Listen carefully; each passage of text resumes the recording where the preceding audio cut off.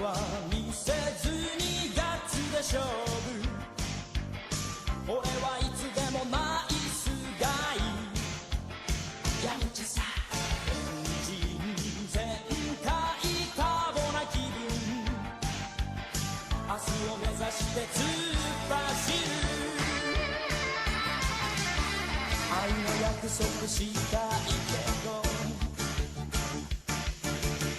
リボン結びじゃ儚く弱すぎるのさ。近寄らないで言ってくれよ。君の全てが好きだからロンリーウルフ荒野のヤムチャサザンクロスが流れ落ちればロンリー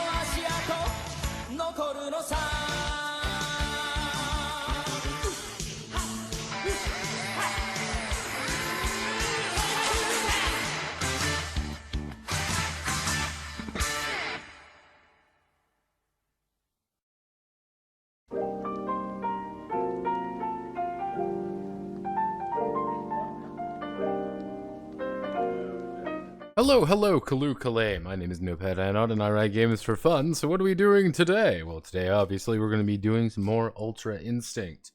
Ultra Bingstinct. I had like such great ambitions today. And those ambitions were fucked up because I'm like, nah man, I'll play Balatro's Gate for 2 minutes. 5 minutes. I'm just going to do one quick thing, and then here I am, 3 fights in and having to do goddamn Underdark shit. It's like, god damn it, why do I keep doing this to myself? See, this is the beautiful thing. I literally, in the process of like a week and a half, I ended up getting 2 very bad games for me, and it's just kind of eating my life. It's a problem, I swear. Even though I finally made Lae'zel not not even Cole. It literally a combination of Baldur's Gate into Song of Six has ruined my life. I'm sorry everybody. And my friend's like, you should buy Balatro. I'm like, don't do this. Don't do this to me, please. I did respec my ranger. I couldn't do it anymore. I respect my ranger. I've turned myself into what I always wanted to be, in fact, just a rogue. And I was like, oh yeah, this is a lot more entertaining. Will is still MVP. Mind you, Will is still MVP. People insult Will. People mock Will. But you want to know what Will does? Will fucking hits. He does damage. He casts spells. He throws shit. He does his goddamn job. Okay, we've got a Superman, Lee. Will does his job. With Zale can barely hit anything. I finally got her to a place where she's hitting people. Shadowheart continues to be MVP though, because I just enjoy her character. I've been rotating out Karlach. I rotate Karlach out with Lae'zel just for my front line. I have not used Asterion since the beginning, because Asterion does nothing that I don't do now. His job is effectively sit there and look pretty. What other horrible things have been going on? I decided that my boy Hakram, yes, Hakram Taveli Vo Malavok III. You wonder how I could rate that out, because that's every Faerun character I make is Hakram. I decided to, we killed Minthara. I actually debated on it quite a lot. I'm like, do I kill Minthara or not? I'm like, you know what? Yes, we're going to kill Minthara. That fight was incredibly easy, by the way. I literally, the hardest fight there, unironically, was the Goblin Witch Lady, because everyone kept missing. The fucking big hobgoblin guy kicked him into the spider den, got his shit rocked, and then we peppered him with arrows and he died. Fucking Minthara ran up to us. Yeah, this is my amazing story. My amazing Bellatro's Gate story, because I can tell this because it's my stream, goddammit. I can do whatever the fuck I feel like. This is my amazing Bellatro's Gate story. So, when you're fighting Minthara, there is a there's a little entranceway here, and it leads up, and there's this big chasm of nothingness. And then there's this other side of the walkway. And this is kind of what the room looks like. She starts over here. What occurred, and she has like these 3 goblins with her. Now, what occurred was that we stacked up here. This was entirely unintentional. Minthara bum rushes us to here. Her goblin allies get fucking stuck over here and just throw rocks at us the entire fight. Minthara cannot get anything done. She whiffs every attack. She does nothing productive except heal these goobers. We just pile on her and she dies immediately. And it was like, I did it first try. It was so fucking easy. I felt kind of bad. I kind of wanted to reload. Just because I'm like, this is too easy. But yeah, no, that was kind of, I was very underwhelmed by it. Though the Goblin Camp fight was a lot more fun. Goblin Camp fight was actually a lot of fun because we actually got some fun physics interactions and stuff like that. I was like, yay, physics is fun. I enjoy this. Though I will say, it is fun. I am having fun with it.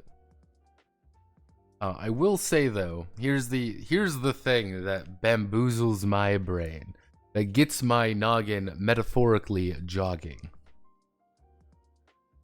I want to know why. Why, oh why, does every single fucking character talk like an asshole? No one is nice in that game. Everyone is a dick. Except the weird thing. This is the bizarre thing currently going on. I have been doing nothing but niceness, being nothing but Mr. Nice Guy. And it's like, oh hey, like, here's Shadowheart. Shadowheart is an elf. Shadowheart likes me. I like Shadowheart. She's cool. Lae'zel Lae'zel has, over the course of me not using her, her affection has shot up for no reason. I have no idea why her affection is that high. There is no reason for her to like me as much as she does now. Karlach doesn't like me very much. I find that funny because I keep boosting her. She just doesn't get that much. Now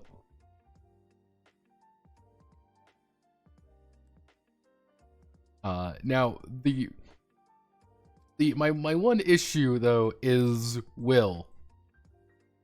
Because the problem I have with Will is that Will really likes me. Will is my best friend.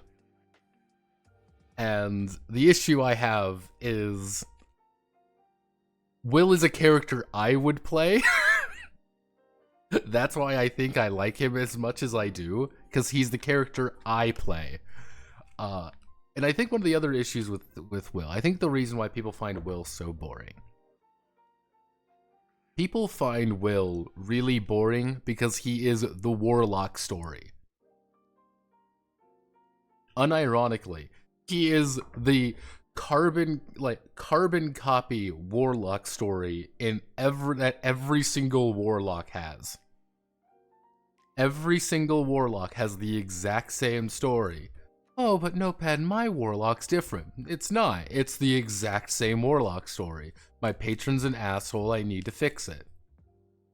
And I think that's why people find him so boring, is because he's just generic hero man, but also a warlock. He has the most boring class possible, and he has the most boring... class possible. And because he has the most boring class possible, he also has to have the most boring story possible. But he's actually just a genuinely nice person who sometimes gets a little bloodthirsty. I'm like, Will, calm the fuck down. I gotta kill some more goblins. I'm like, Will, calm. Though I did smooch Shadowheart finally. Have no fear, I smooch Shadowheart. Even though Lae'zel was like, I want to bang you. I'm like, well, let me think on that, and walked away. I'm like, hey, let me just not do this. Ever thought about that? Ever thought about me not doing that? I'm okay with that. Yeah, no, Baldur's Gate is very fun. It is a fun game for fun reasons. And I realize that it's every single thing I hate about D&D as well, but made better for one very simple reason. I don't have to deal with any bullshit. I don't have to deal with anyone else. It's just me doing everything, and I like this. Because when I fuck up, and Will dies for the billionth time, because Will gets 360 no-scope headshot javelin in the face, because Will is a javelin magnet for some reason. It's my fault, not my friend's stupid fucking moron's fault. And now we're gonna have to sit here for like 20 fucking more minutes. Waiting for him to realize that he's dead. It's like, god damn it. But yeah, no, it's been good times. I've been enjoying all the characters.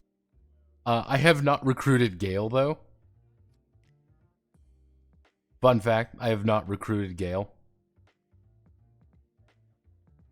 Gale is not actually in my party, and I don't intend on. I want to see how far I can go without recruiting Gale, because I like all my magic items. I like my magic items, and the one thing I hate more than anything is giving my magic items, even if I don't use them, away. Because they're my magic items, and I might use them later.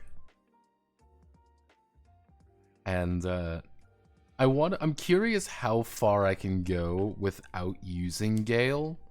That's the part that's really, like, giving me a thunk.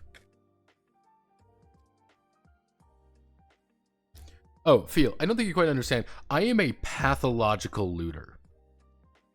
Is there every single herb on the map is in my pocket currently. Every single box will go through. Every single thing that I can pick up is in my inventory.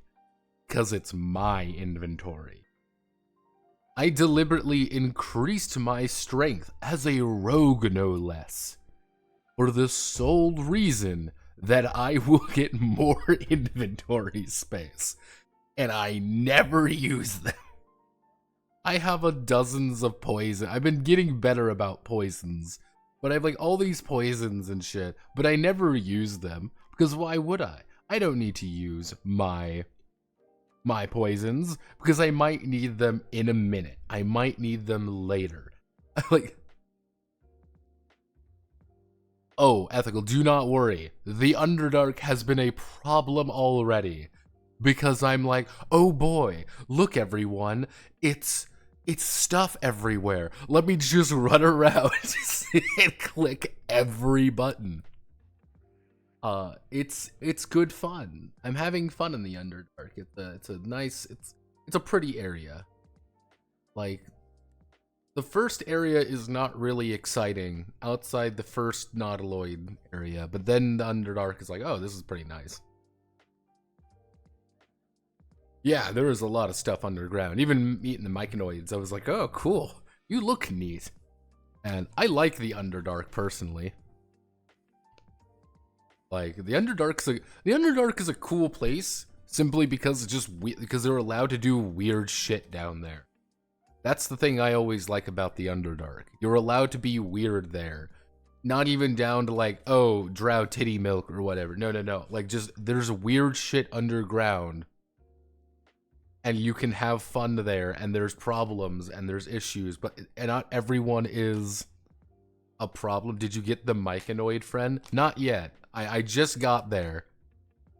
I just got there. I saved the dwarf, which I saved the dwarf. Then I saved the, and then I got the bark for the special weapon, and then I killed the beak things. Not beak things, the hook horrors. The hook horror fight, 0 out of 10. Beat the shit out of them. Didn't do jack shit except beat the shit out of Lae'zel. They were so sad. They did not do anything right. But I'm going to go around and try to kill a bunch of dwarves now. It is astounding, after level 5, the game becomes a lot more fun because you get a second attack. It's really remarkable how much a second attack makes that game a lot more fun. And you feel like you're hitting things finally. It's truly astounding. It's really fascinating. Honest to God, I think Baldur's Gate 3 would be a lot more fun if you started at level 3 and you ended the first area about level 6. Seems like you're supposed to end it about level 5-ish, though.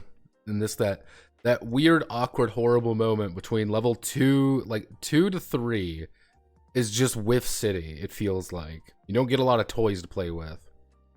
3 and 4 feels decent, but not great. Then you hit 5, I'm like, oh, I feel like I'm doing something now. Like, holy shit. This is fun. But let's get to Ultra Instinct. I wrote lore. Here is my amazing symbols.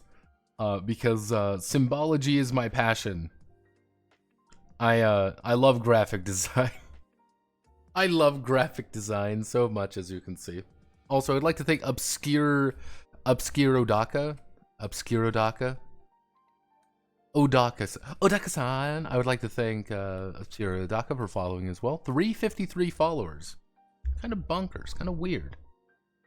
Also, your boy Notepad made a boo-boo today. Made an oopsie-doopsie. It's my oopsie-doopsie was the Waname case and the heroine video. This was supposed to be tomorrow.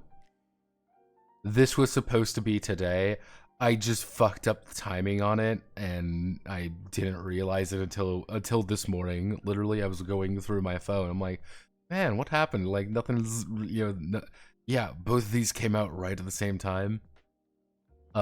Yeah, no one gives a shit about this game, and I find that very funny. Also, no one's commented on the fact that I'm like, yeah, I fixed exactly what I wanted. It's just a giant Ava reference. But yes, top class warrior training, and now today we're going to be working on making a warrior. Let me do this correctly. Warrior creation. The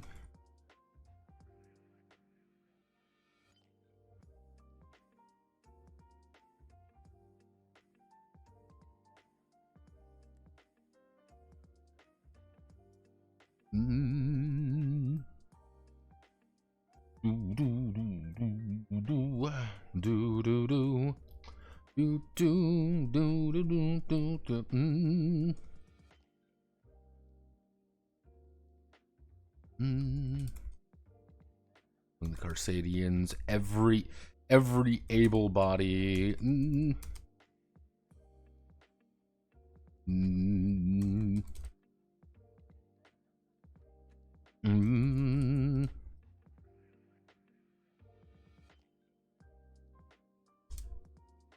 Among the Carsadians, every able-bodied person is considered a warrior, a fighter, trained from the time they can walk to throw a punch.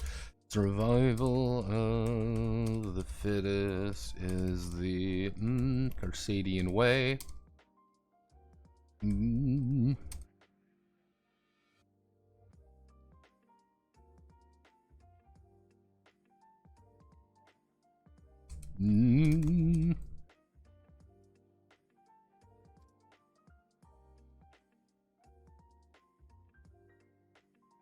Also, for some bullshit lore things going on, let me go up here. Bullshit lore. Technically, the Carsadians live on Nikuya. Nikuya is a terrible, awful place. Most of them stand between 1.5 to 1.7 meters tall. Roughly speaking, they're about 5 foot to 5'5". They're not very tall. Because if, like, this is the weird thing, because you're like, oh, Goku height. How tall is Goku, you think? He's 5'9". Goku is 5'9". You're like, oh, how tall is Vegeta? Vegeta's 5'5". I'm like, oh, like, how tall? Like, Tien is 6'2". I'm as tall as Tien. Like, that's such a weird thing for me to think about, that I am taller than almost every single Dragon Ball character. And I'm like, oh, that's it. Dragon Ball is a short king paradise, if you must know. Yes, effectively, there was, they lived on Nikuya, which is Japanese for butcher, by the way, because I'm a hack. Yeah, generally speaking, they are very backwards. Kind of literally took the Saiyans, Saiyan idea of like what are Saiyans. Ovyn, of course. Now, of course, Ovyn challenged a warlord by the name of Carcass, obviously. Carcass from Planet Butcher. He beat Carcass from Planet Butcher. And forced him to create a, Carsadian empire, a Carsadian kingdom on their shitty homeworld. Now, everyone keeps fighting. There's a bunch of problems going on. Each one of these, I do have some, like, weird, like, oh yeah, Great Grand Kai's library of facts. It's like, yeah, generally speaking, the big thing is right here. Actually, no, it's unsteady. It's kind of the idea is they're not stupid. Carsadians are not stupid. Carsadians are very direct. they say, you know how we touch an oven and we pull our hand back saying, ouchie, that hurts. And we look at other things that are hot being like, I shouldn't touch that because that's hot. Carsadians say, nah, I'm going to keep touching things to see how hot I can get. That is how you have to think. They are just direct. The simplest answer is straight toward a problem and solving it as directly as possible. Vegeta's a true fit icon because he's a glorious turbo manlet. Most of the Saiyans are turbo manlets, and that's the funniest part. Yeah, it's a couple other like weird ones, like like Nikuya sucks. There's literally nothing on this fucking planet. The only thing, its chief export are Carsadians, and they're like, yeah, it's just like, hey, like this is the issue. It's like, yeah, we don't really have a real economy. They keep trying to introduce money, and it just keeps failing. It's purely like this weird barter system. Because yeah, you don't have money. This is literally an excuse to explain why you don't have money. Carsadians don't understand money. So Nappa's like a genetic freak. Like,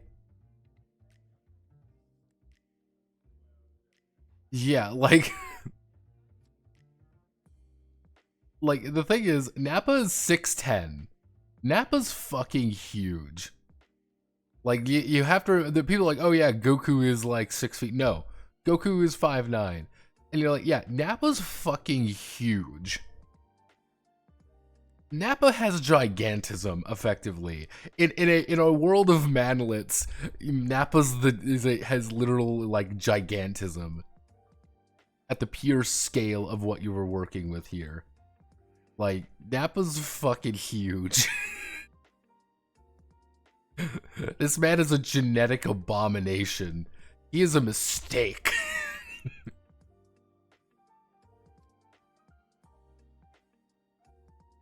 Like, that's the funny part. Like, Nappa rats are weirdly tall. It's not that they don't understand money because they're from a moneyless society. They don't get money because they're stupid. Effectively. Remember, it's just direct. They're not dumb, they're just very direct about things. Introduce the concept of money to people who don't give a shit. Yeah, can I eat it? No. Okay, it's not useful. Why do I want it? Because it's money, and you can use it to exchange for goods and services. I can take those things. Yeah, but that's not the economy. Well, if I do this for you, you give me this, and I can have that. Like, no, I would pay you money. They're like, I can't eat money. They are the breakfast meme personified. No, but I didn't have breakfast this morning. Yeah, but I didn't though. Like, that is how they view things. They are just dumb. They're dumb because who the fuck needs money when I can punch you really hard and kill you and steal the things I want? So this may change. I'm not 100% sure on the difficulty yet. I'm probably run it by some people tonight. Now, let's see. We want to do top class war. The fittest is the Carsadian whip. And the fittest learn how to bite, gnash, and kick faster than any other creature in the universe.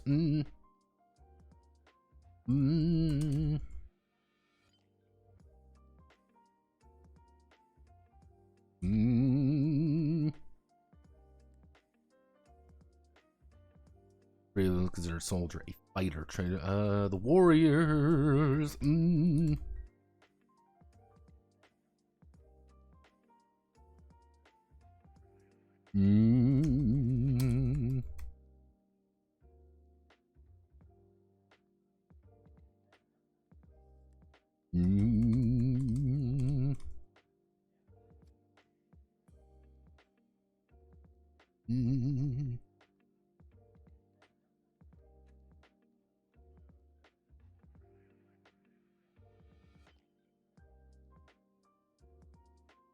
Mm.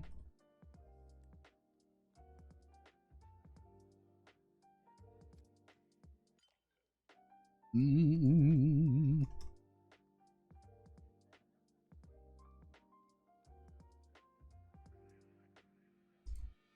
Mm.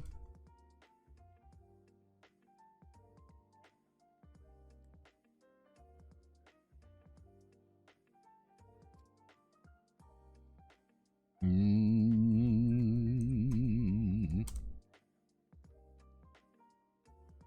Mm.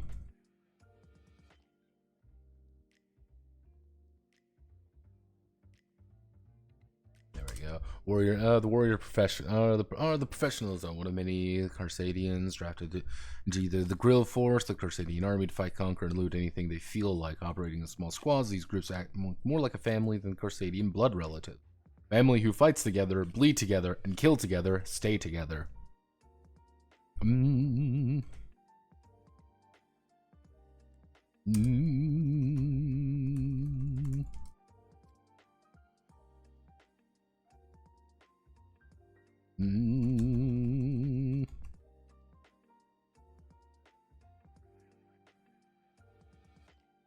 Mm. Let's see the.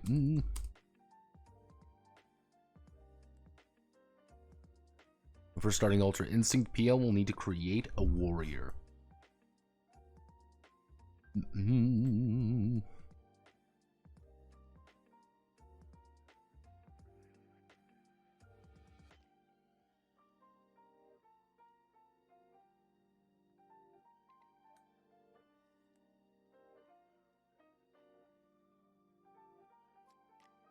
Together.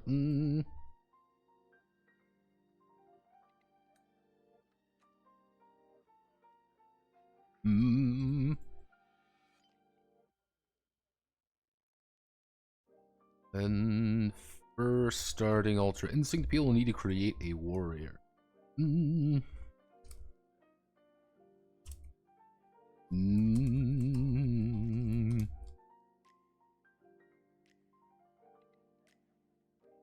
Mm.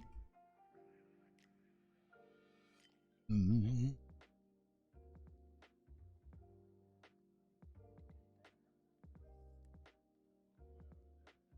Mm.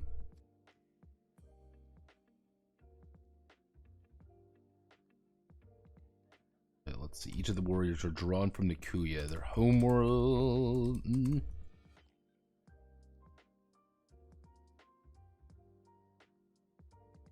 Mm.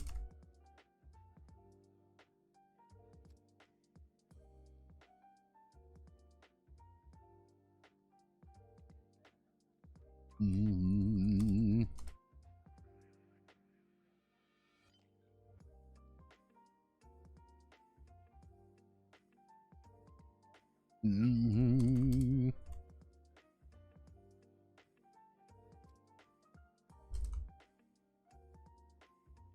Let's see, fill the ranks of the burning empire's military might. Let's see, we want to do, what do we want to word with? We need to...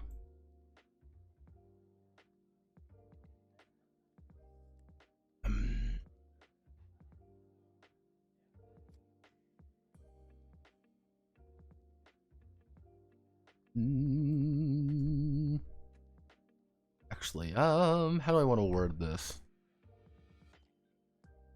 Do I want to call them attributes? We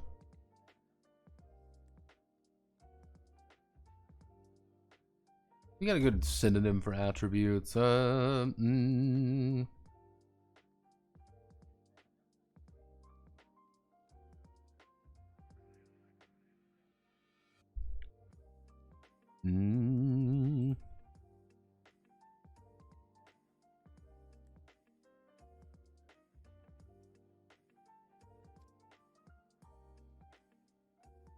Guess we can go with traits.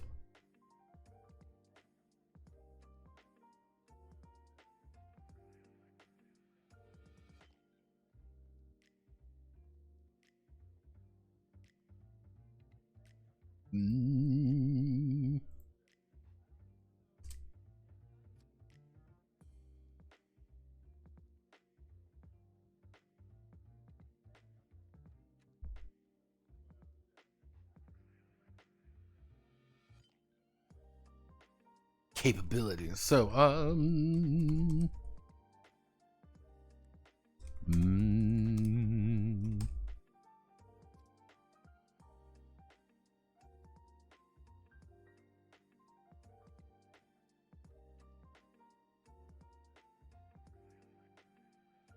let's see. And find their abilities, training, and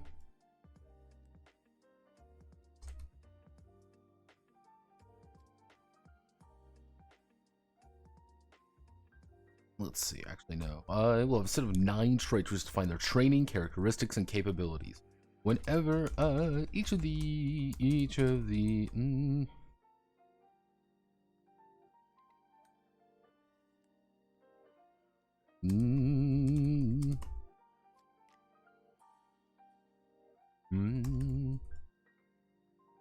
let's see, each trait is defined along their body.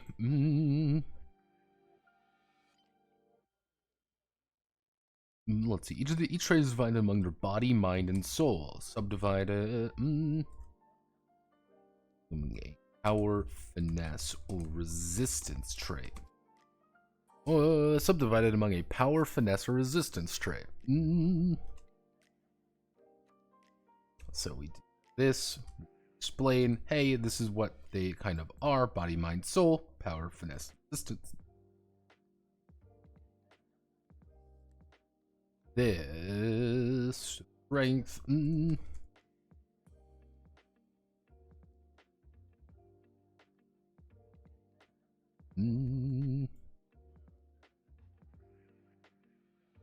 Cha la, cha la la.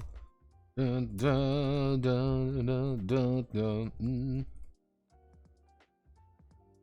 Toughness aura.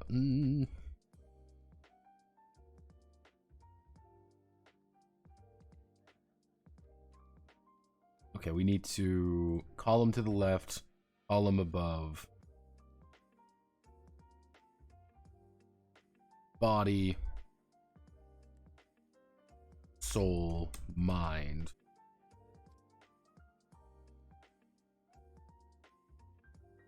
Power, finesse,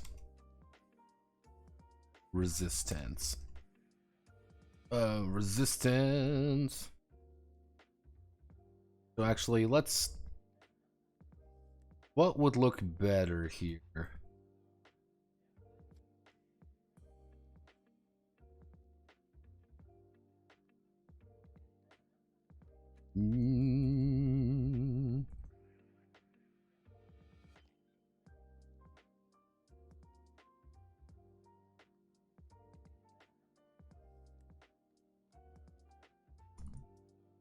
Strength, body, agility.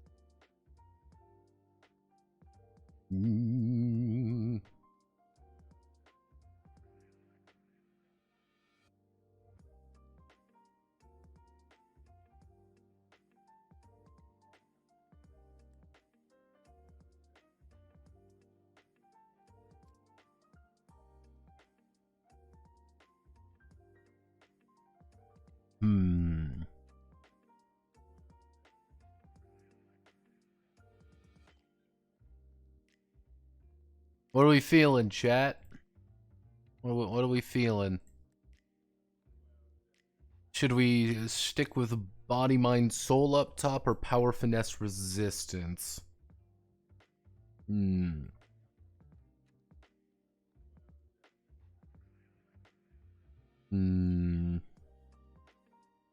It says the exact same thing. It's just just World of Darkness do it.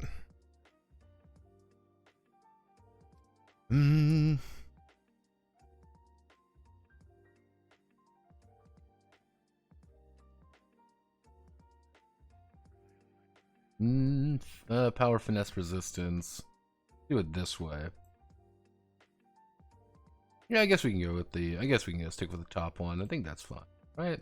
Yeah, that should be fine. Oh. There. So, resistance, power, your finesse skills, your Resistance skills. Mm-hmm. Mm-hmm.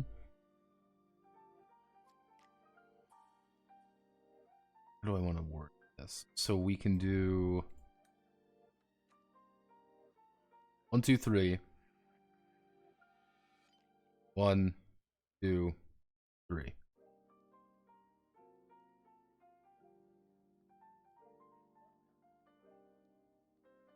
I do something like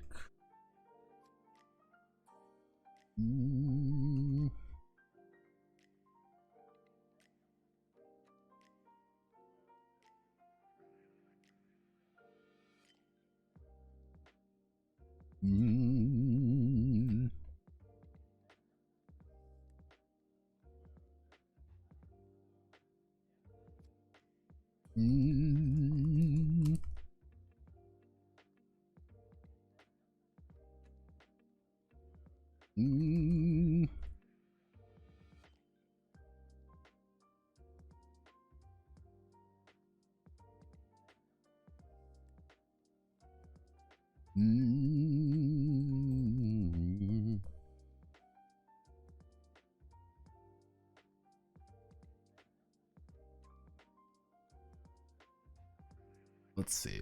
Yeah, this is effectively like a. Actually, we can do physical. Actually, could do.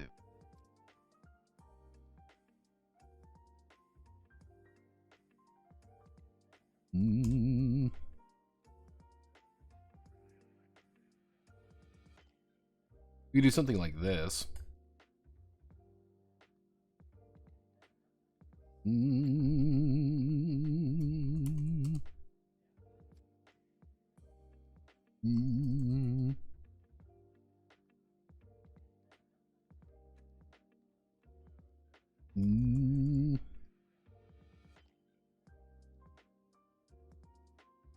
What a skilled synonym. Adept, expert, proficient. It's coordinated.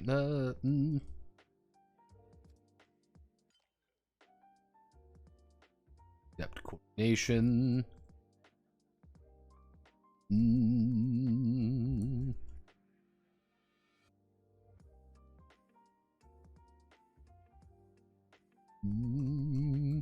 Key.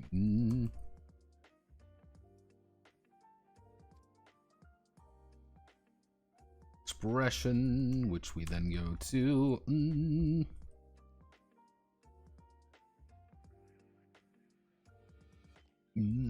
Dexterity and speed. Go to senses.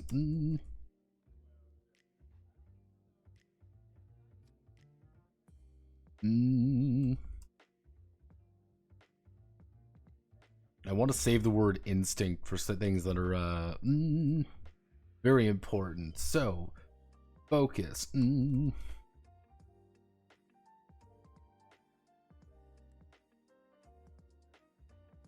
Then we do.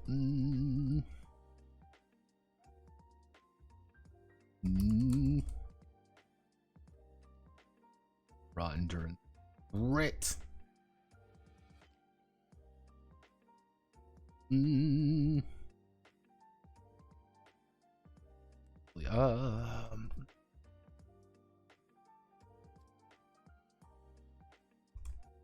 I want to say willpower. Willpower. Willpower.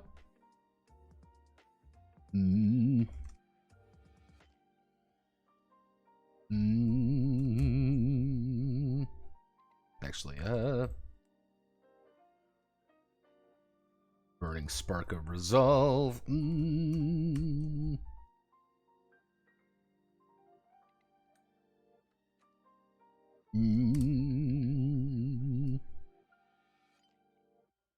Actually, no. Key.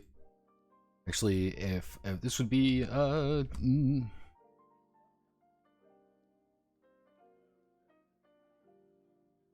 key expression, key application. What would be a good way of wording if how spirit is you being able to point at a spirit is your ability to say, hey, I have boundless power, and I am just blasting you with. Like, that's your ability. Like, that is you saying, I've hit you with an energy blast. Do you explode or do you get knocked over? Aura is your ability to say, hey, I am powering up. Like, I have that killing intent. People are scared of you by virtue of you existing within the same area. It's the fucking glow around people. That's your aura. What would your what's focus? That would be your key. Because it's a finesse skill. The entire idea of the finesse skill is this is you trying to do something very precise with it. I guess we could do it wouldn't be key control, it would be this would be key expression. Actually no, key control.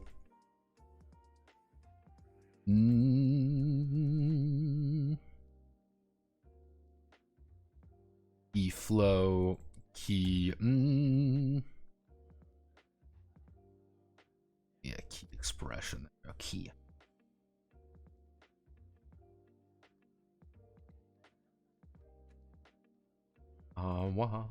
Inshallah.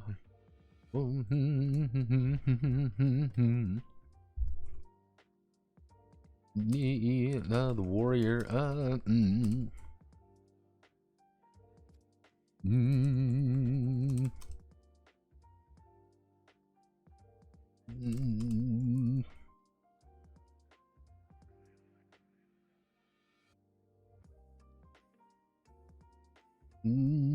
Let's see.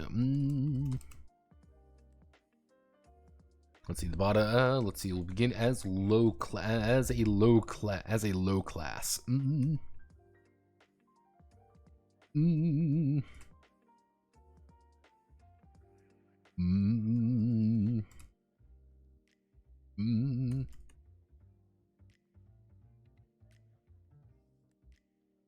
Let's see. Whether a lack of training, or injury. Whether by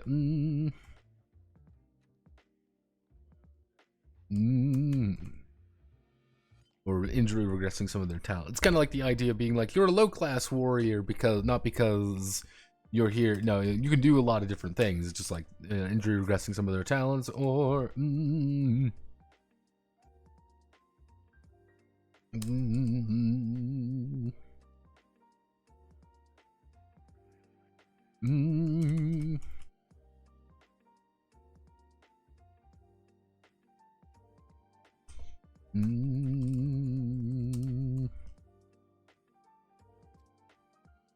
actually, we can do 4. Let's do our current one. We'll assign 5, 3, 1.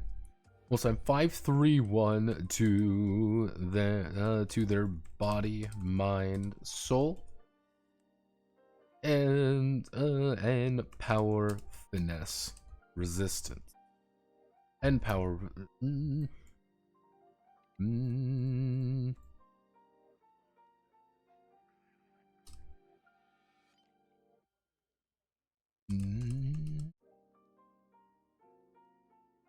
Let's see, then they will add both of them together to get their current.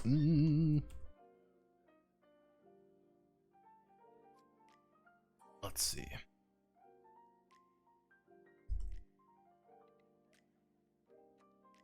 Let's see, then they will add both of them together to get their current trait. Their current trait value. Whenever the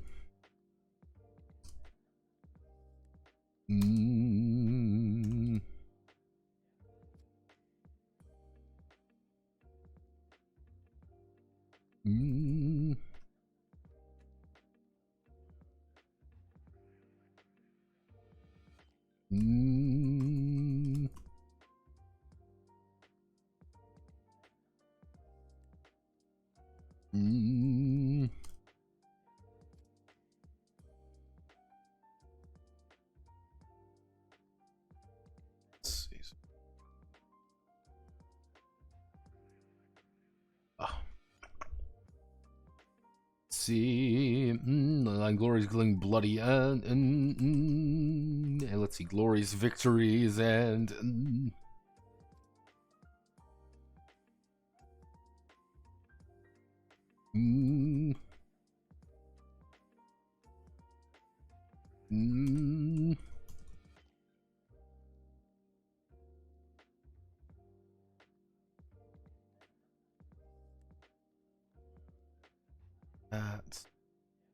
Why don't we make that 5? We do that, we make that 5. I might need to fix up some things, so we just would assign both of those there. We're going to make a sample character.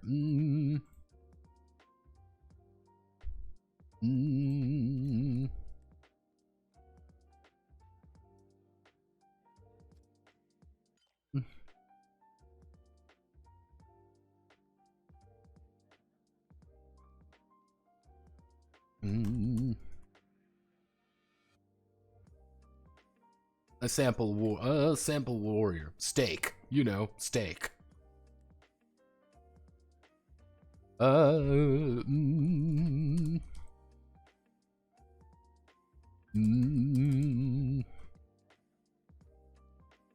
Is a low-class warrior through and through.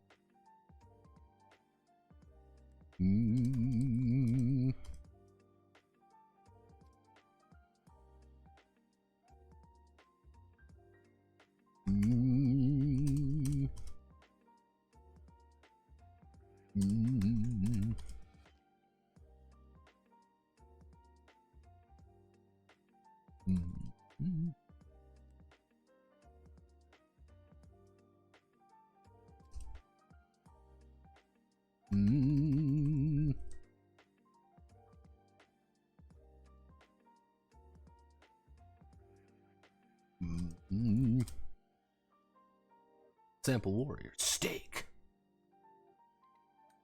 Hey, Steak. Steak, what are you doing, bro? Bruh. We want to do 1, 2. This, and what we're going to do is we're going to add a column to the right. We're going to make that small. Going to...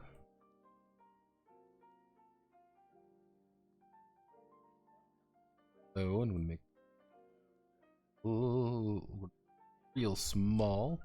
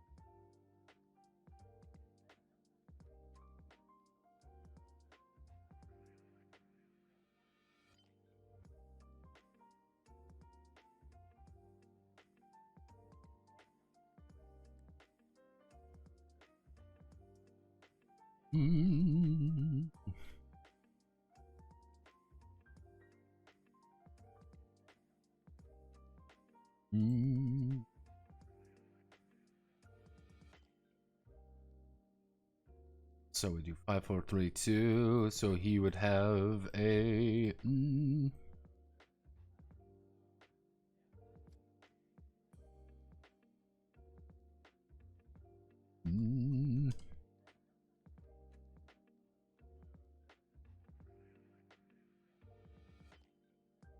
We have strength 10. skill 8, a spirit of 6. He does have spiritual ability, but not a lot. That's not his thing. He does not have really any finesse. He kind of relies entirely off of his just raw power to get through things. Not even very perceptive. He's just very hyper focused. But ironically, because of that statement, he has dog shit focus. He cannot actually use his key very well.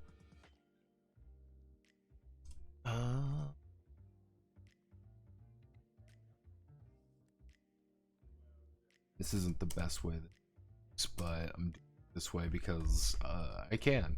Let's see. So, aura. Oh, didn't mean to hit that. There we go. This is a man you want to lift things because he has 10 strength. For context, anytime he rolls damage with his actual fists, he's rolling 10d6 damage. He hits like a fucking freight train.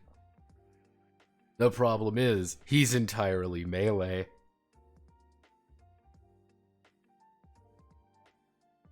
You're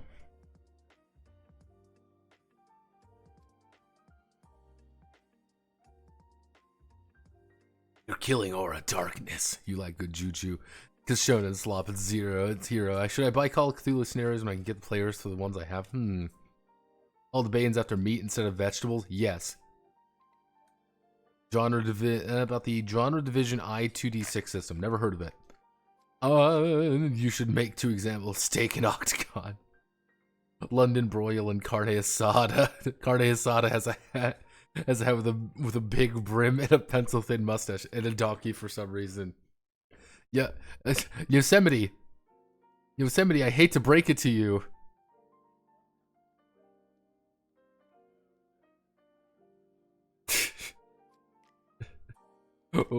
We're Carsadians.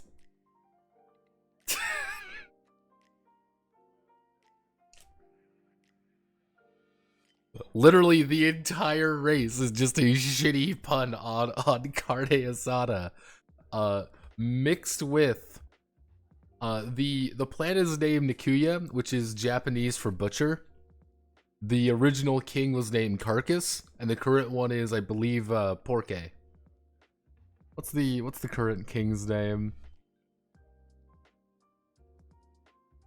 Let's see. Yeah, Porok. Yes, Porok is the current. Our King Vegeta is King Porok.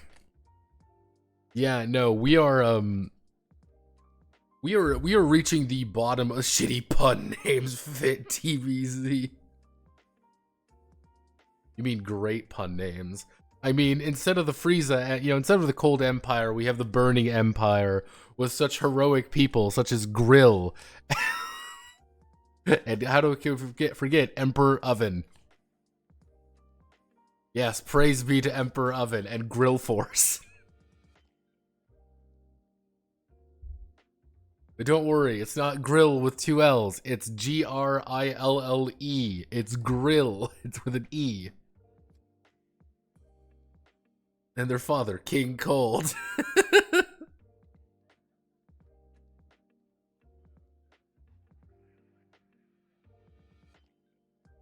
Yeah, and the sister's name is Totsu.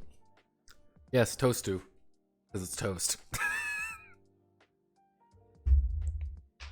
Yeah, we are at the top of the horrible puns tier, and this is what we're working with. Let's see. So, Sample Warrior.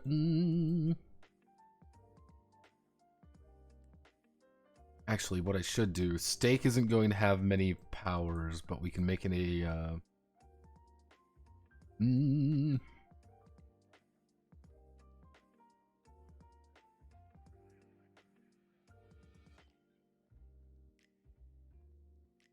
Let's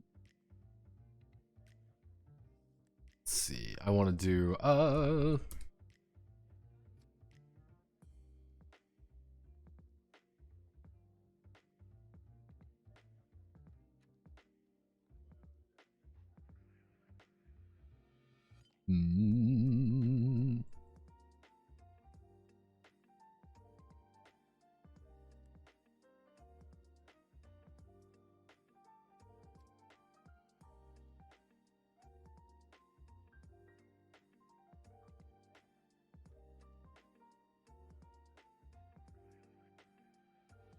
loin. No, that's a terrible name. Shank. Steak and shanks. No, you know what? Fuck it, actually.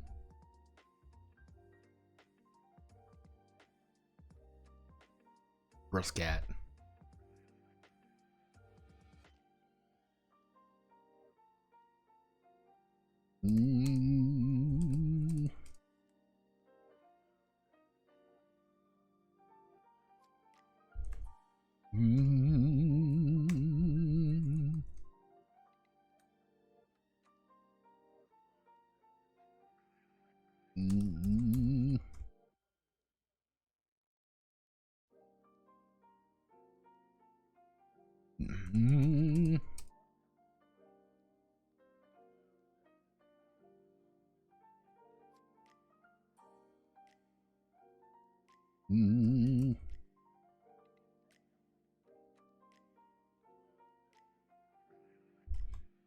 She bears that sin on her shoulder.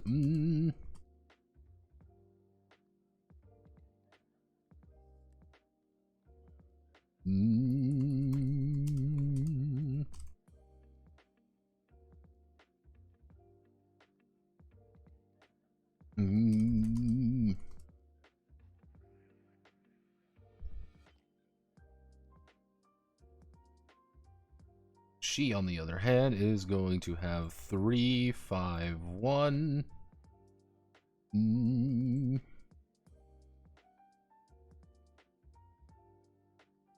She's not as strong, but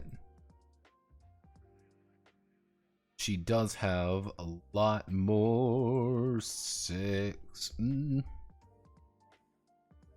She has a better head on her shoulder than the other. She's not as tough, but she doesn't need to be as tough. All she needs to be is a lot wiser.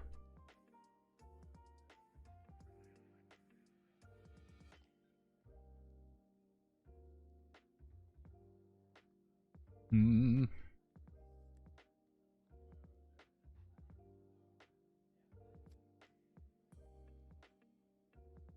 a world of morons, being the one who isn't quite a moron is it is an accomplishment.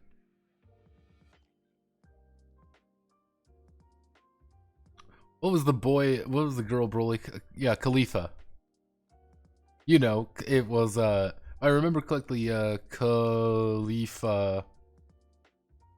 It was Khalifa and Kale. These were the two. Yeah, it was Kale and Khalifa. Do you get it? It was Kale.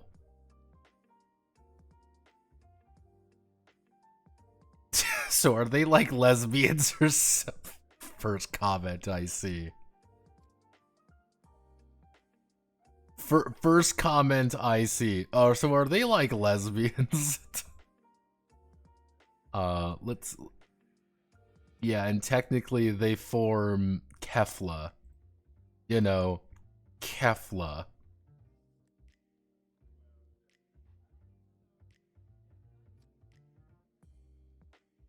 Yeah.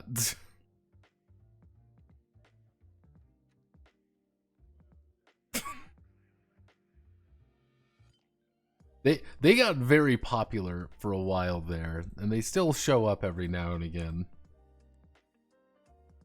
See, here's the thing that I don't get with the Tournament of Power. Why didn't we recruit Broly for this problem? Hey everyone, I think we could probably sub out, like, I don't know, who is on, let's see, Universe 7 team. Who is on Team Universe 7? Like, I don't know about, maybe we could sub out, like, Tien. I'd be okay subbing out TN for fucking Broly. You know, new Broly, super Broly. I think he would be pretty useful. I don't know about you guys. I don't know, maybe we could also sub out, like, Frieza. Like, we could sub Frieza out pretty easily. He did kind of kick the shit out of Frieza. I don't know. Maybe call me a little weird. Yeah, the Broly movie is set after Tournament of Power. Yeah, but also Broly would just blow up the arena. Yeah, exactly. Yeah, like, it's not like Broly isn't there, though. You'd be like, Beers just forgot to mention, oh yeah, there's totally a super duper Omega Saiyan somewhere just hanging out. Like, Roshi does his fucking job. Like, that's the thing. He does the final Kamehameha, you know. And it's just like, oh yeah, I forgot. Roshi is also like a 500-year-old super hermit who, let's see, so... Because remember that, like, let's see, Master Roshi age. Master Roshi is about 350 years old. Like, he's fucking ancient, and he's still human, mind you. That's the funny thing. He's human, and he's just cultivated that much power. He's like, nah, don't worry about it. Trade. 5 traits.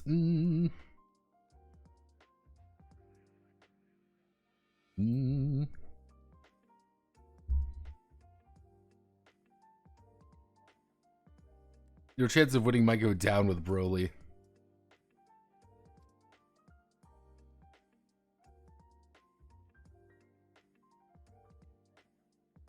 See, I was waiting, like... I'm surprised they haven't just started handing Ultra Instinct out to everybody at this point. Because, like, I guess that would be, like, the logical endpoint for all these characters. Being like, yeah, don't worry, you've just mastered Ultra fucking Instinct. But Vegeta... Bogeta ended up getting... He's, like, his weird destroyer form, I think. Like, oh my god, Vegeta, you're there. Though, I want you all to know, the millisecond, the hyper millisecond, yeah, he got his, like, he's like, oh, he's got his destruction form thing where he loses his fucking eyebrows like a moron. But, again, we are so close. We are this close to Gohan Blanco. We were this close to getting what we really want in life. Gohan Blanco. You're like, nah, we don't want Gohan Blanco. You're like, what are you, lame? Of course you want Gohan Blanco. The most powerful Saiyan in the galaxy. Gohan Beasto. Yeah, just like, don't worry, everyone.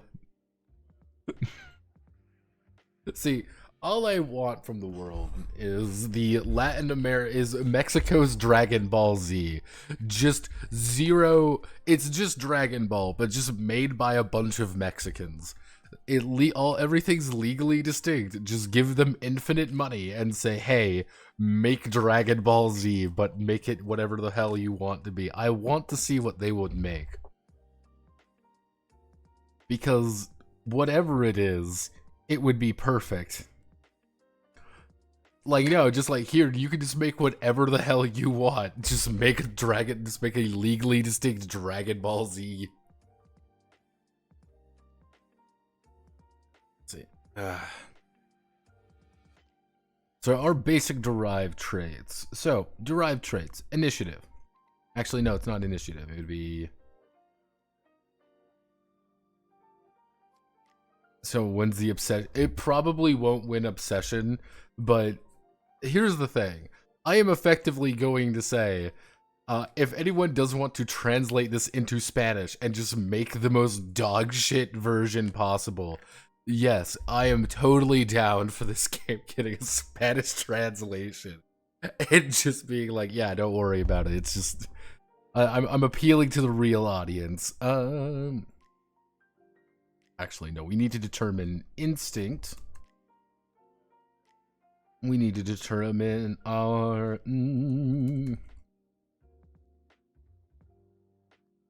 Let's see. We need to determine our instinct. We need to determine our action point bonus. Our APB.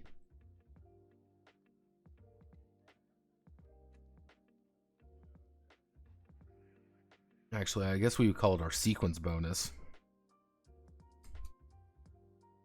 Our sequence bonus. We need to determine our health. And from there, we need to determine our health states. We need to determine our key pool. How much key can we actually store in our... How much key can we store in the balls? And our exhaustion limit.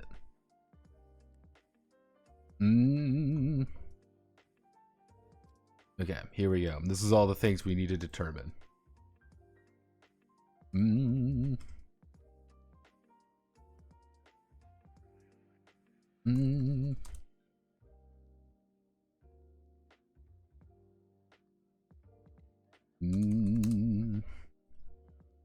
Let's see, derived traits, number of derived traits determined from there.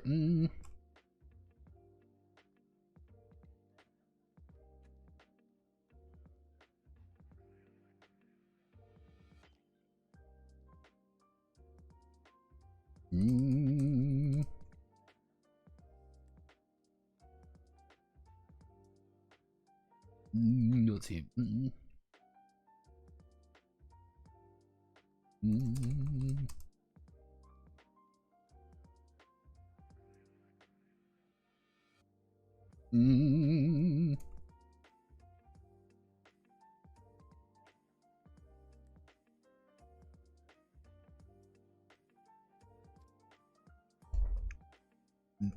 Yeah, let's see.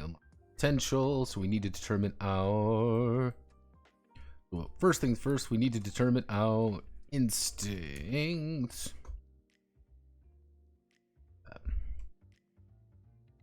That we go 1, 2.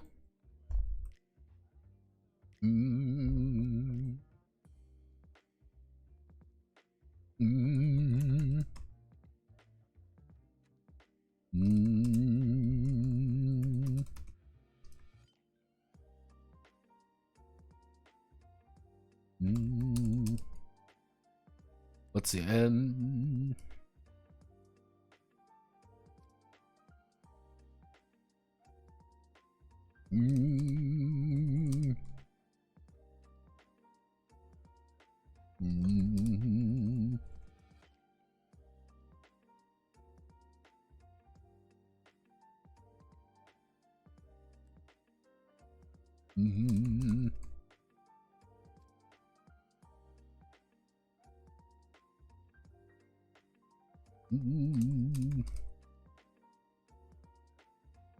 granting them an edge on the field. Instinct is going to be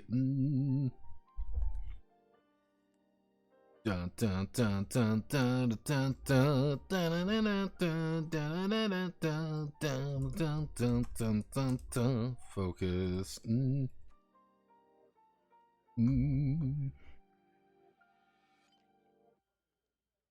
2 times focus plus agility, so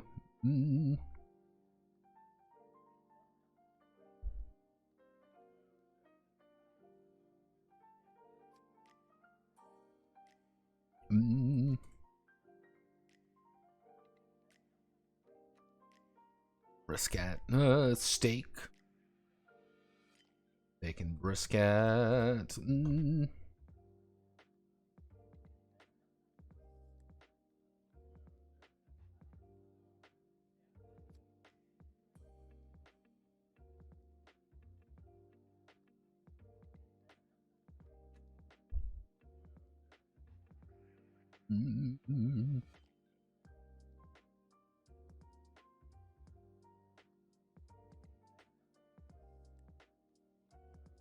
So, your sense is 4, your focus is 2.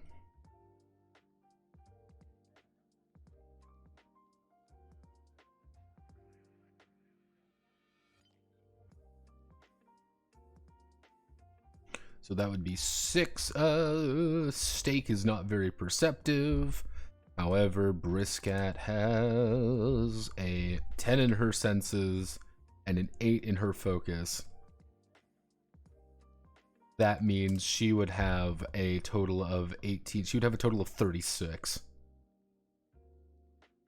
Briscat will be acting effectively first every single session. In any fight, she will have the advantage of saying, I want to go first. I have the advantage now. You say, well, that sounds broken. And the answer is, yes, I know it sounds broken, but it's supposed to feel broken. You're supposed to feel very powerful, as if the entire goal in life is to make characters feel powerful, then yeah, we're doing our job.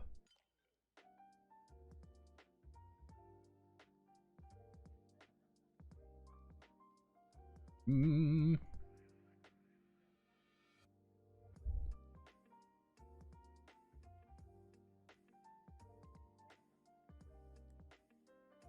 wanna know why I'm trying to fuck with this? Is just because I might put this in a... I might put this...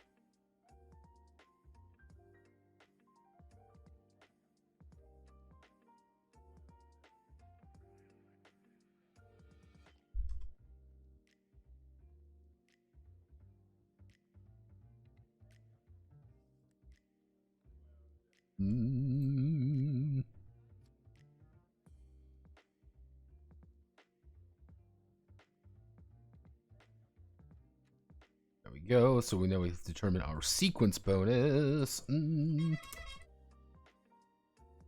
Our sequence bonus is going to be our senses. Going to be our sense plus agility.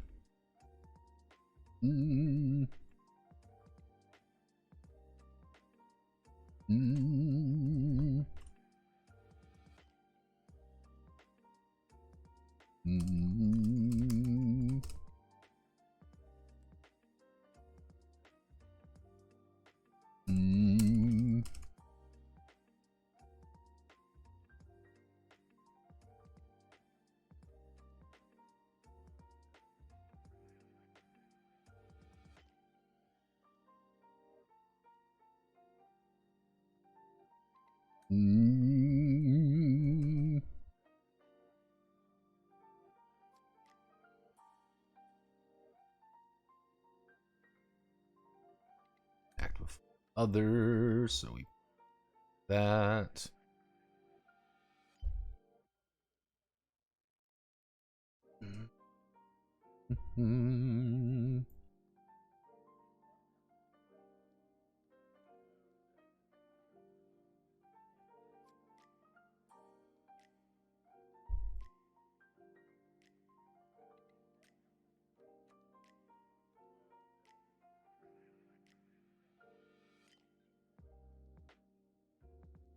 Oh, we do that. We select you.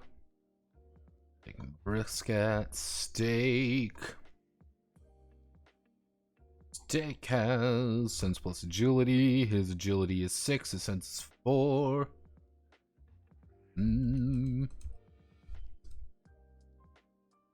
Brisket sense is 10.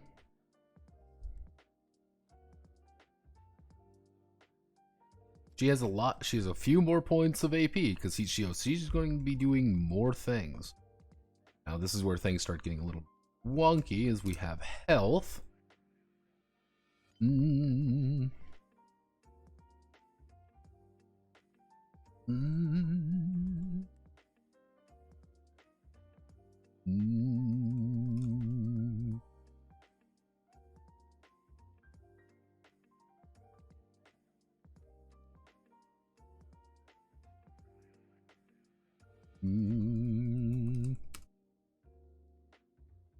50 plus 2. 50 plus toughness plus willpower. And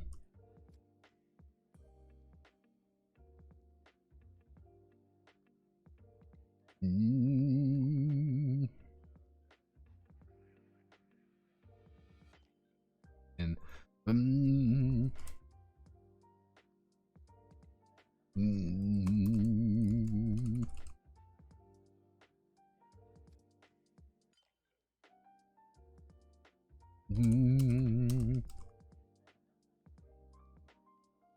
Mm.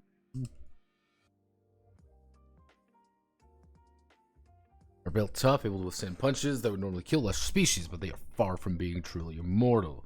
When a Carsadian's health reaches mm, mm, mm,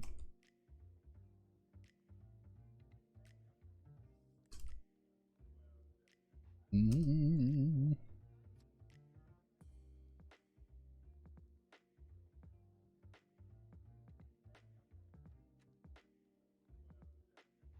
mm.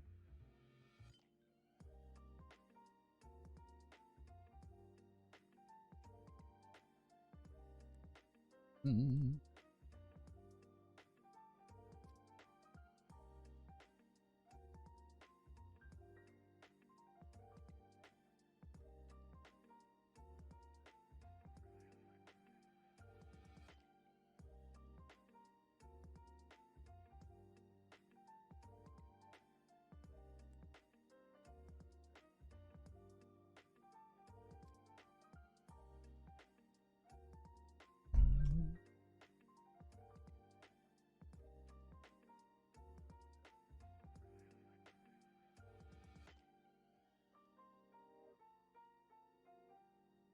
Steak has a toughness of 8 and a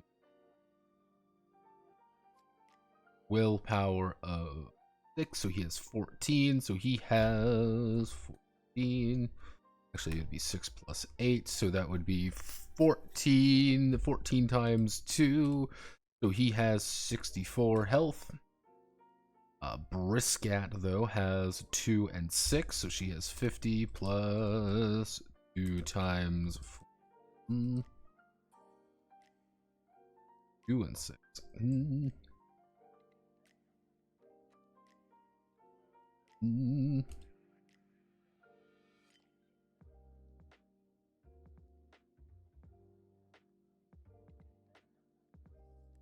That's 8, that's 16, so she would have 56, 60. 6 plus 8, what, I can't do math. So that would be 14, 28. So he would have 78. Brisket would get 16. Yeah, Brisket would get 16. So she would have 66. She has 10 less health than him. Doesn't seem like a lot, but you got to think about it like this as well, is your health doubles as your ability to get experience.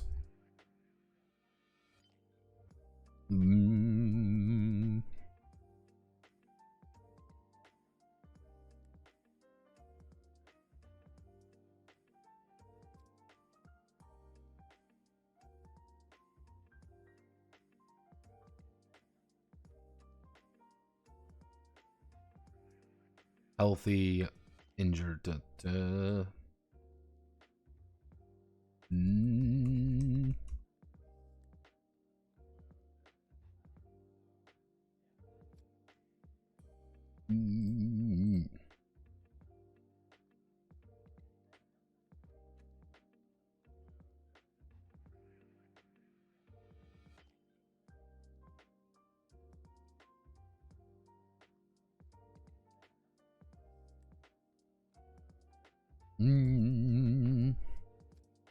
So that would be, we do 1, 2.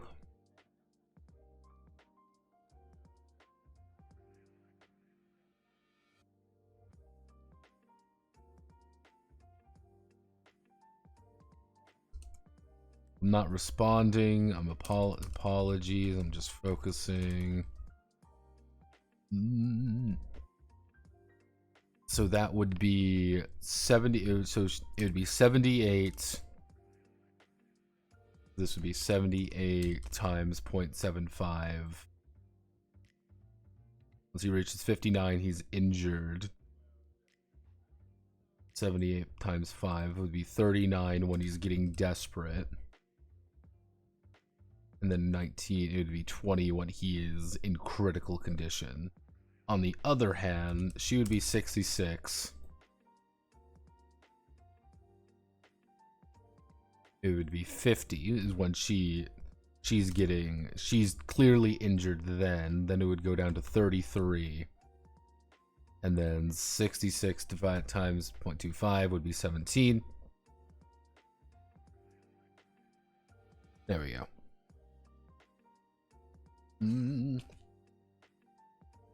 Once you hit these health thresholds, you are bad shit starts happening.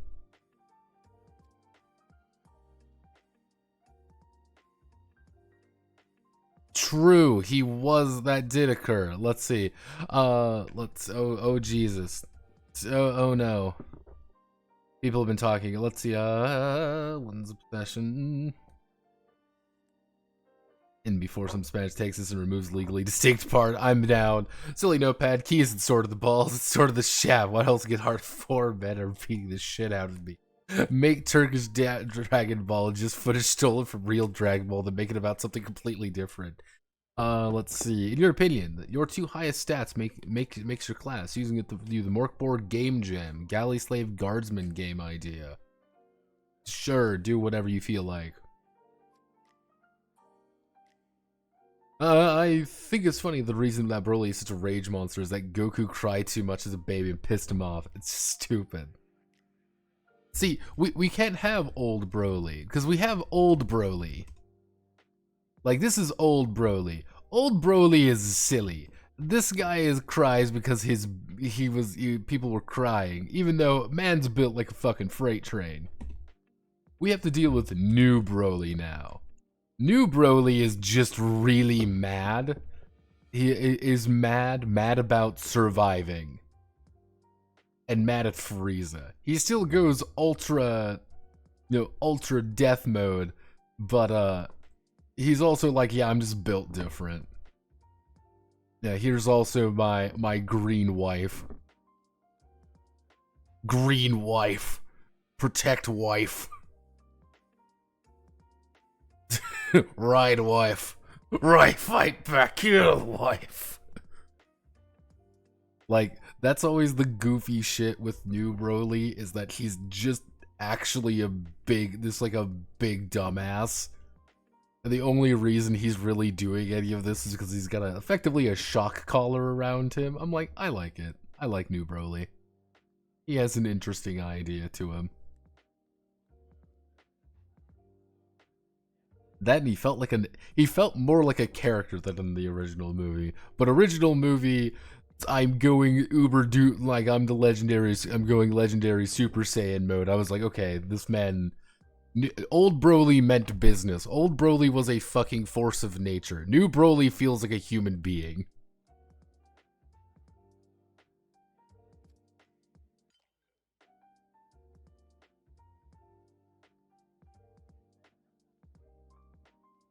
Yeah, new Broly felt like a real person who does real people things. That's the thing. Old Broly was like, I am death, destroyer of worlds. I am going to fuck your day up. And he was just like, ah, yes.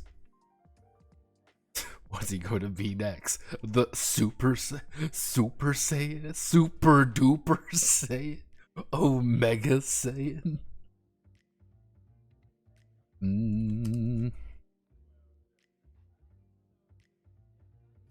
So our key pool is going to be our spirit. Yeah,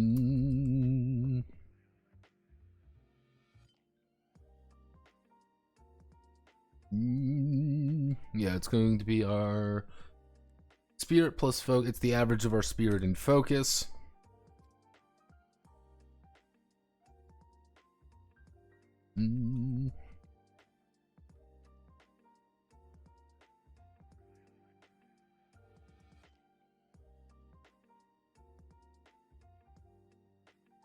Let's see it.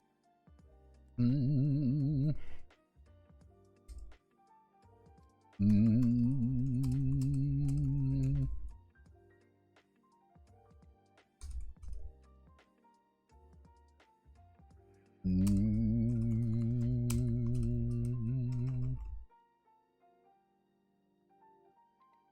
see.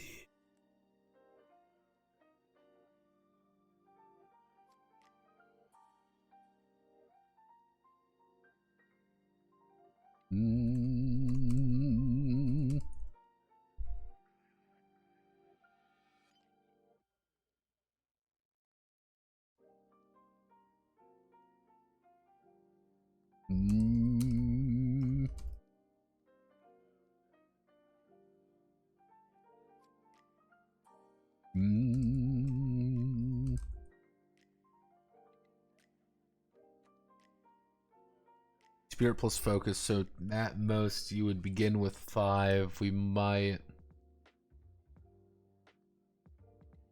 if we make it 3, it wouldn't be the average, but she would end up with 14 divided by 8. So she would end up with 5 still. You would end up with, you'd end up with 3. Okay, it would be, scaling's a little bit different on that. It should work.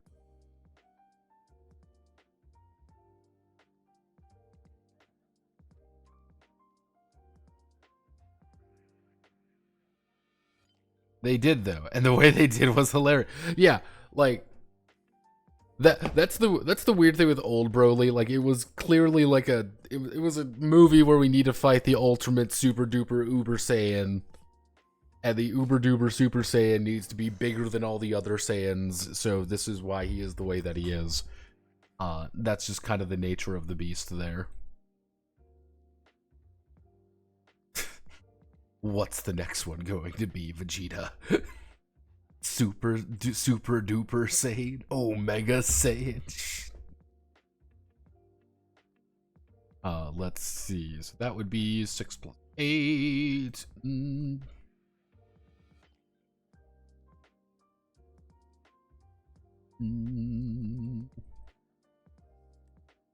Actually, no, that's 6 plus 8. That would be 14.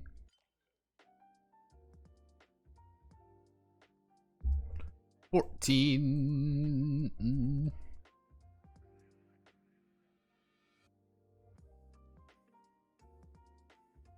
And then we would go to Stark, who has an 8. You have an 8. No, it's 6 plus. So he would have an 8 divided by 3, which was a total of 3.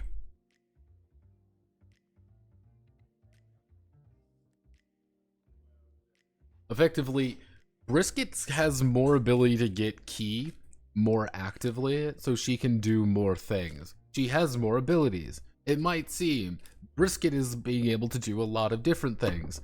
However, there's one distinct difference. If Brisket wants to punch you in the face, she's going to be rolling 4d6 damage. If Steak wants to punch you in the face, he's rolling 10d6 damage. That's kind of the big thing when it comes to the differences in power, is like, if you focus on these skills, you're going to be better out of combat, or you're going to have to think ahead in combat a lot more. Contrasting just this raw strength ability where you're like, yeah, I can punch you really hard and you fall over and die.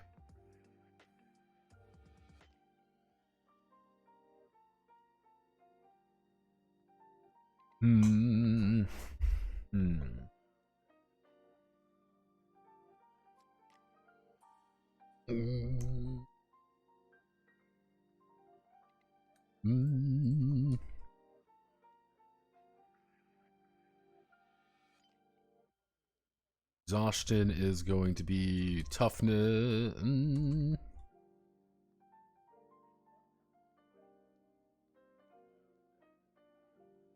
This is going to be the average of that.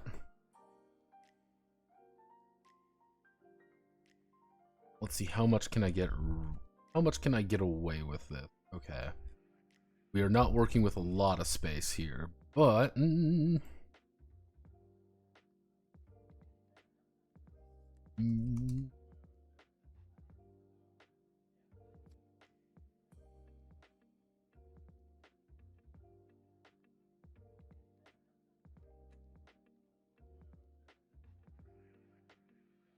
actually, let me see this.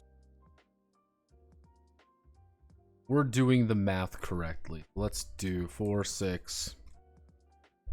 4, 6 plus 2 plus 8 plus 8 plus 10 plus 6 plus 6. 6 plus 8 plus 4. Yeah, so it would be a plus 9.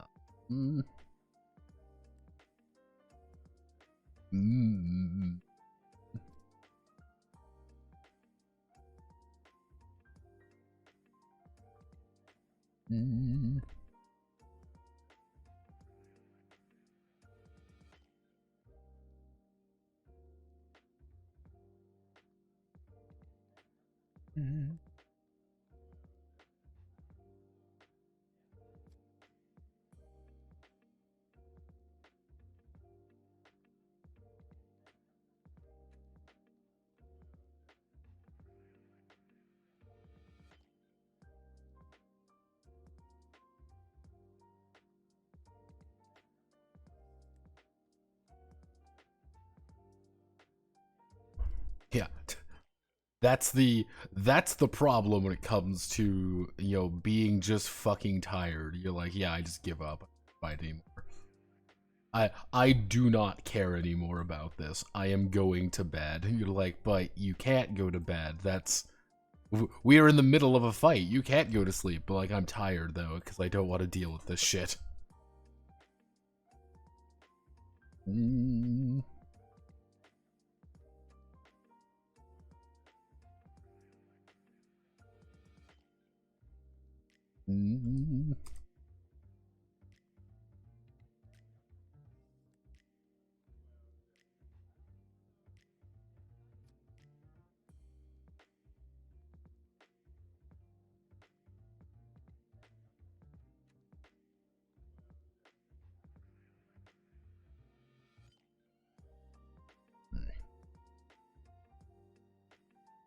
So that would be 8 plus 6 plus 4. So that would be 8 plus 6 plus 4.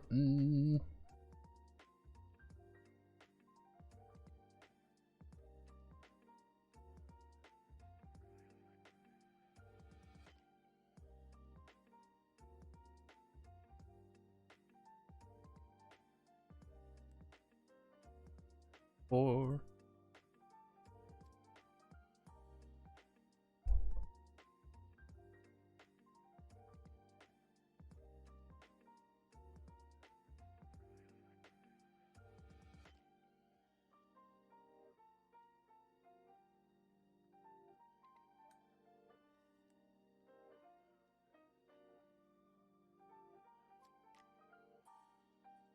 We might do some fixing of this table.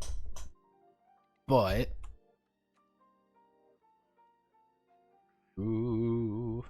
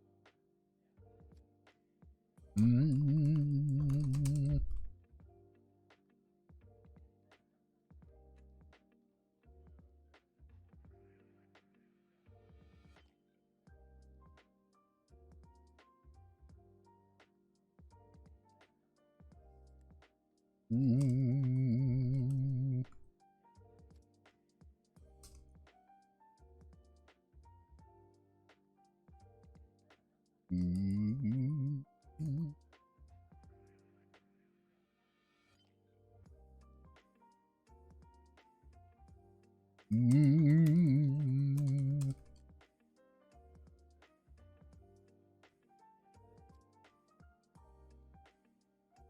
Mm. Mm.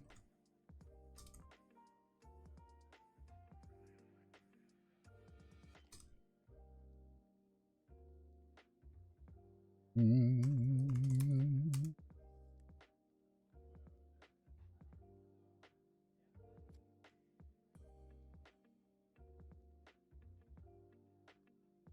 Mm. Mm. It's just about everything and become lethargic. Mm. All of their traits are treated as if they are +0. Mm. Mm.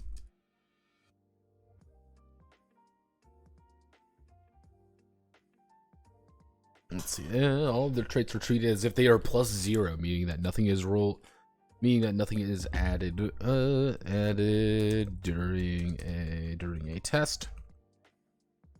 Mm. Mm.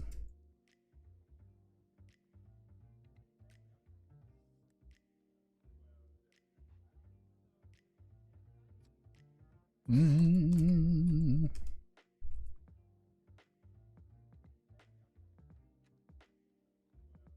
Exhaustion. Mm. Mm. Mm.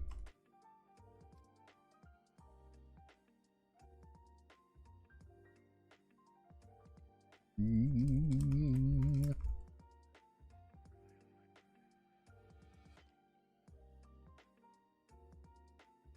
Mm. Mm.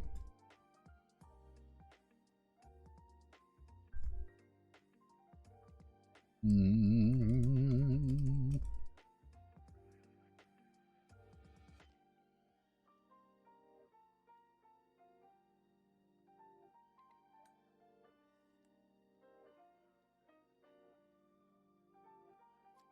There we go.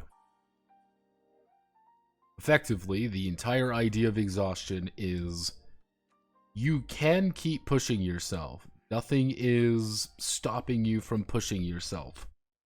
The problem is this is also the GM ability to say, hey, you are getting too exhausted. Bad things are happening. Because bad things are happening, you are getting exhausted. And as you kind of see, Steak is really good at failing things. He can take failure a lot better than Brisket can. Brisket doesn't want to fail things. She gets frustrated very easily. And that's a problem. Steak doesn't get frustrated. He's very calm about things, relatively speaking.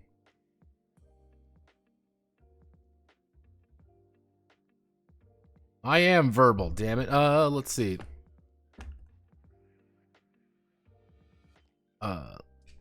Let's see. Oh, goodness. Let's see. Emotional. How much does being able to do out of combat things matter to game about legally distinct Saiyans? The big thing with it is that if you don't add in that, it will come up and you will need to figure it out. So if you address it early, you say this is how it's done. People can start working around that. You're like, well, Dragon Ball Z is just fighting. It's nothing else other than just fighting. But then you kind of take a step back and you realize, hey, it's not just fighting. There is stuff that's going on. You just don't see it because it's a TV show with a half-hour block. It's a manga, so they don't really talk about it. On the other hand, when you're playing a tabletop game, it is fairly important.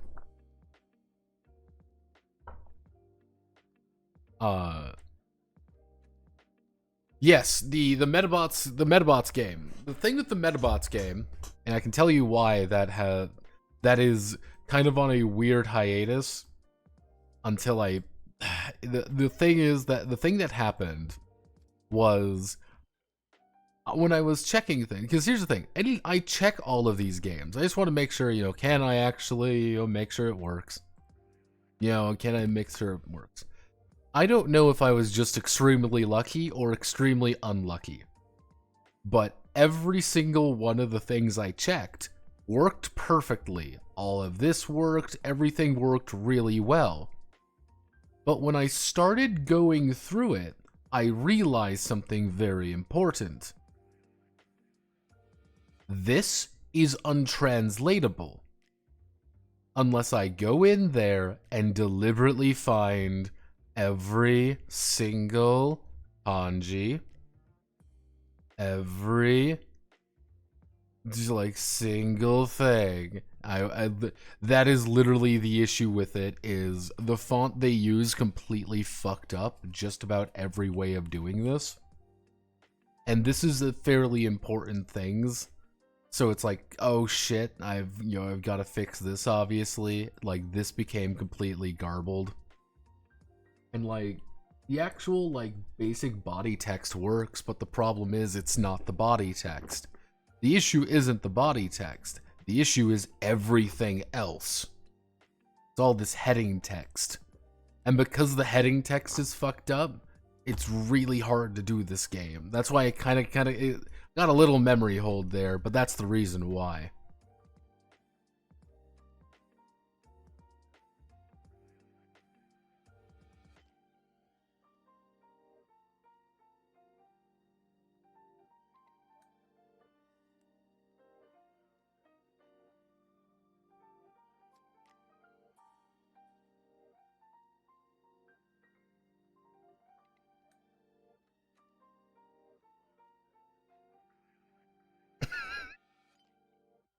I got pinged a little while ago, and I got pinged a little while ago.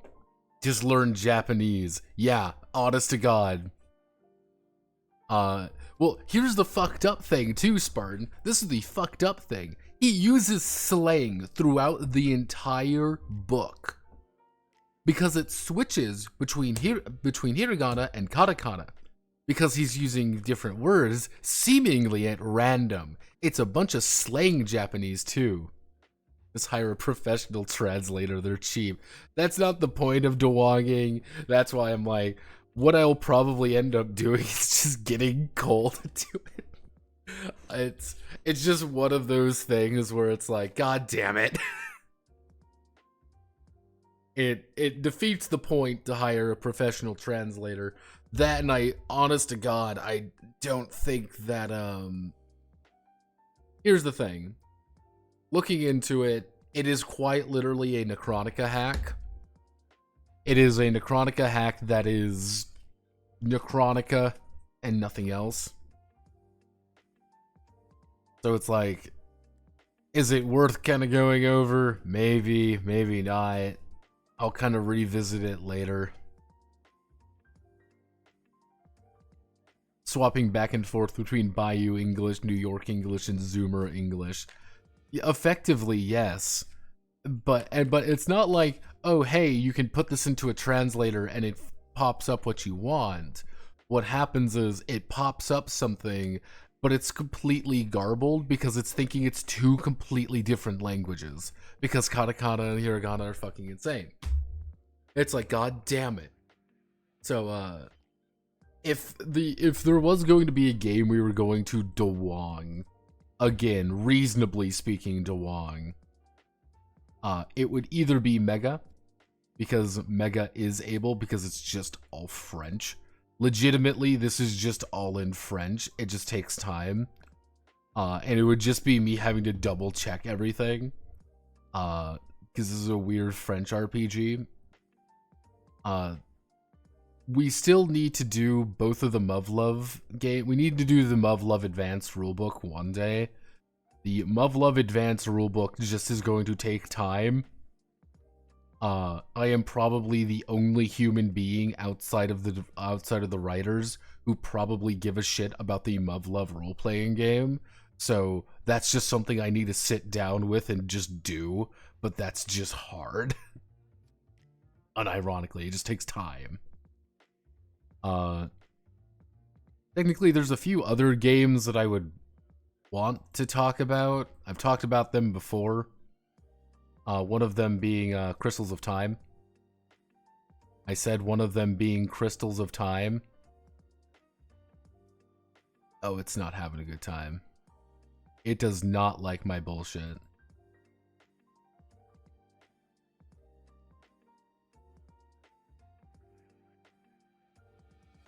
Here, let's there we go. This is Crystals of Time. I've talked about this one before. This is a Polish role-playing game. Completely drawn by apparently a resident Polish schizo.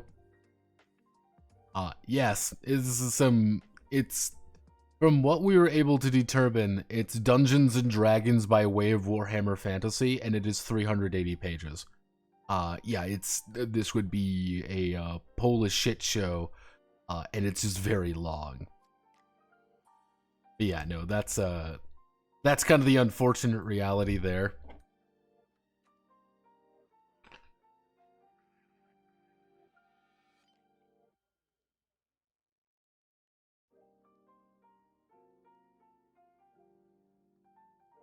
Yeah, Contact is like, here's the thing, like, Contact is fucking AWOL. Like, that's kind of one of the issues with the Contact TTRPG. And I've talked to people about this because I've had to. Like, this game doesn't exist anymore. The only thing that I have been able to find about Contact the TTRPG, this German game, is that it is being sold in Germany still. There is a single website where you can technically buy the game in fucking German, but nothing else. And there was an expansion, as you know, it was mentioned. There is the literally UFO from the Deep expansion book that never came out in English for obvious fucking reasons. And yeah, this is kind of the Contact never really. Yeah, Contact didn't do it. Again, I'm probably one of the very few people in this world who remember it, and it is also in. It is an IP hell. That is one thing with Contact as well, is that it is an IP hell.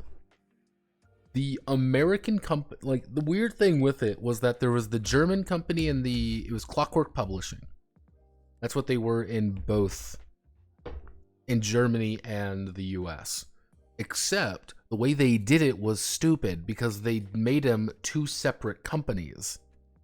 Yes, there were two separate companies that were the exact same company though, which led to some weird problems when it comes to something as simple as who owns it, because I think everything reverted back to Hamburger. His name is literally like Joseph Hamburger or something.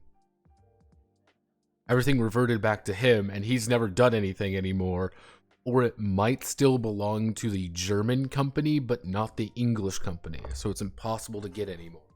You physically cannot find Contact. I wouldn't call it lost media, but it is as close to lost media as you can get without it being fully lost. Like, you can still find the PDFs pretty easily speaking. You can still find the PDFs. Not going to lie, you can find the PDFs. The main issue when it comes to that, though, is that the game just sucks. The big problem, the game is bad. And people don't want to talk about bad games, except me. I talk about bad games because I am a masochist. Because I hate myself, that's why. Huh? You thought you got me? No, it was me. I just hate myself. Let's see. We want to do that.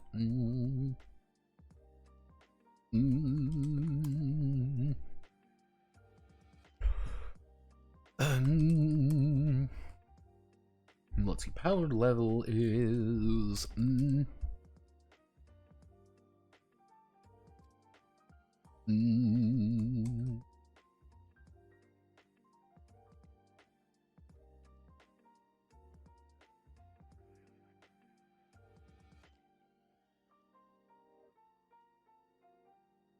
Mm. Mm.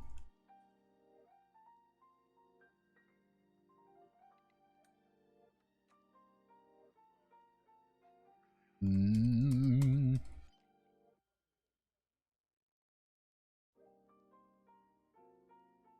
Mm.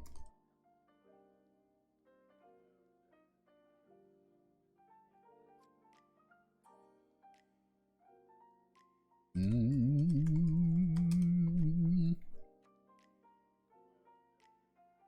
Mm.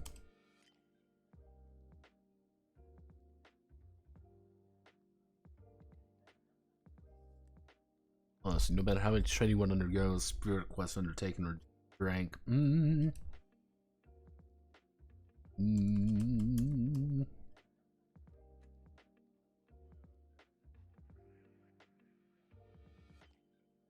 Mm. Let's see.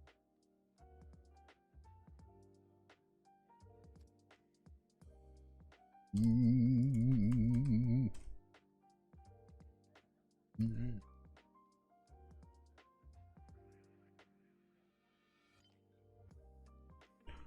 Mm.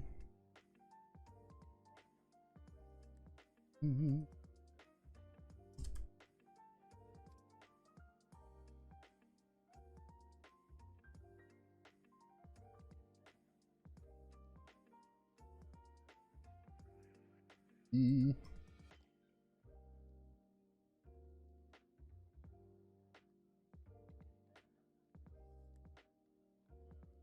Mm. Mm.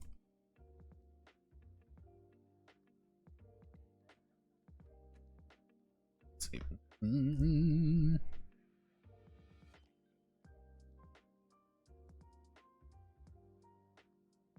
Mm.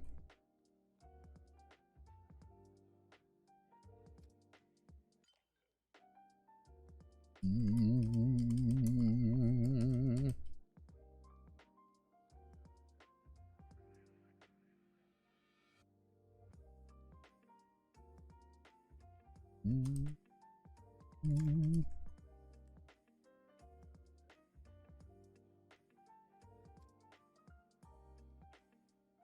Mm. Mm.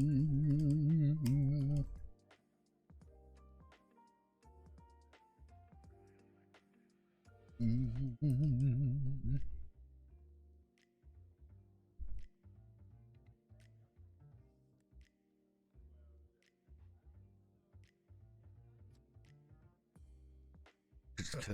Ceilings exponentially. Mm.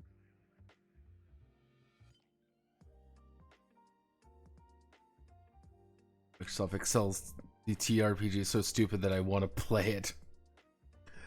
Like, the thing is with Contact is such a unique game that no other person in this entire beautiful world has ever attempted something like Contact.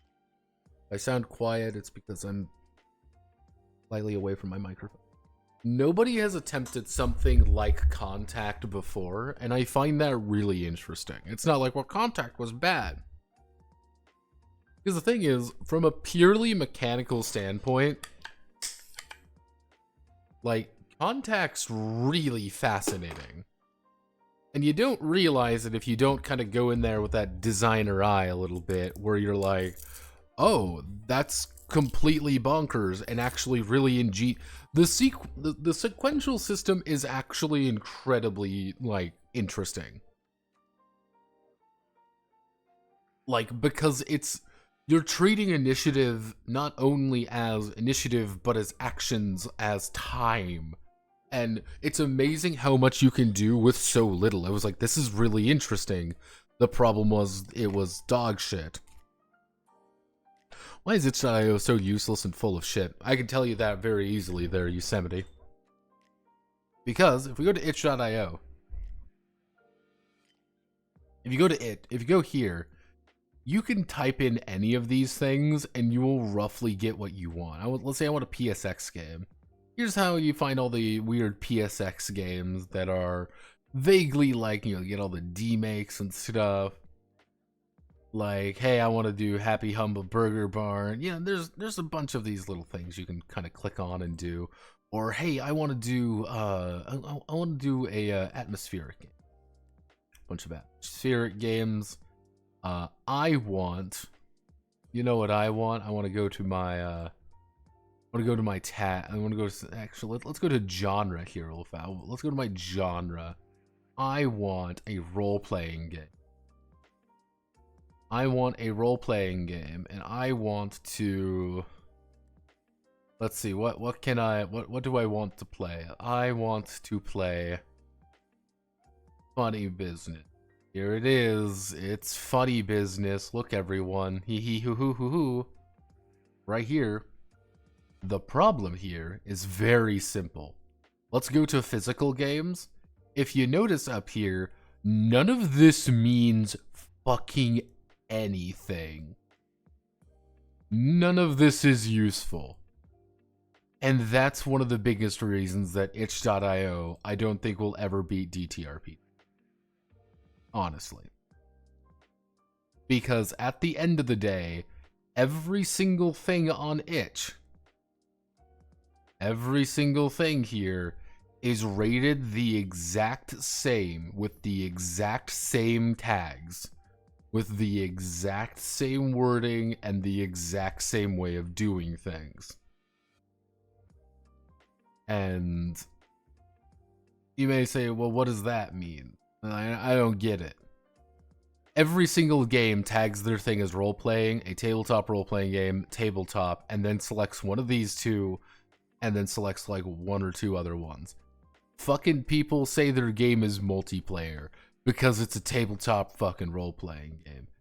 But if you look at like, oh, I want like themes. Oh wow, look everyone, it's a TRPG with the theme of role-playing in it. Oh boy, look everyone, it's the fantasy adventure game. This doesn't tell you anything. And you are always encouraged to add more things to it. That's why if you really look here, it's always the same.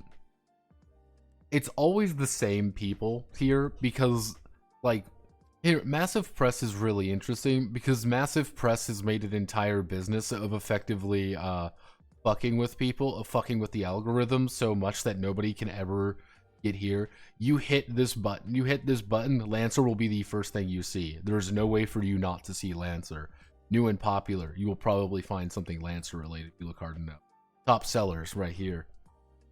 Like, yeah, nothing ever beats it, because why would it ever beat it? Because these are always the most popular things ever created by man. Top rated, wow, look everyone. It's there. He probably bought that. Now, notice top sellers, Wander Home is not a top seller. But that is the again, it's just that issue is that they do not separate them out easily, and it's a lot harder to separate them out because everyone is ranked equally.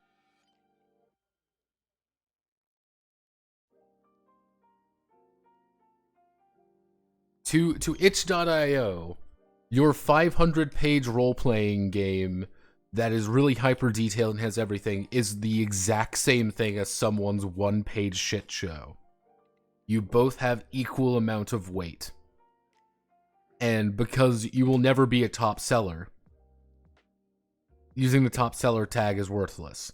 Because you will never be, you know, top rated, because you're not a top seller, you will never hit the top rated tag. Because it is literally, you can fight your way to recent, or you can fight your way to new and popular. Those are the only two you can get into. But yeah, exact Goblin with the fat ass is weight exactly the same as the next Warhammer Fantasy 2nd edition. And the thing is, there is, you are encouraged very heavily to upload a lot.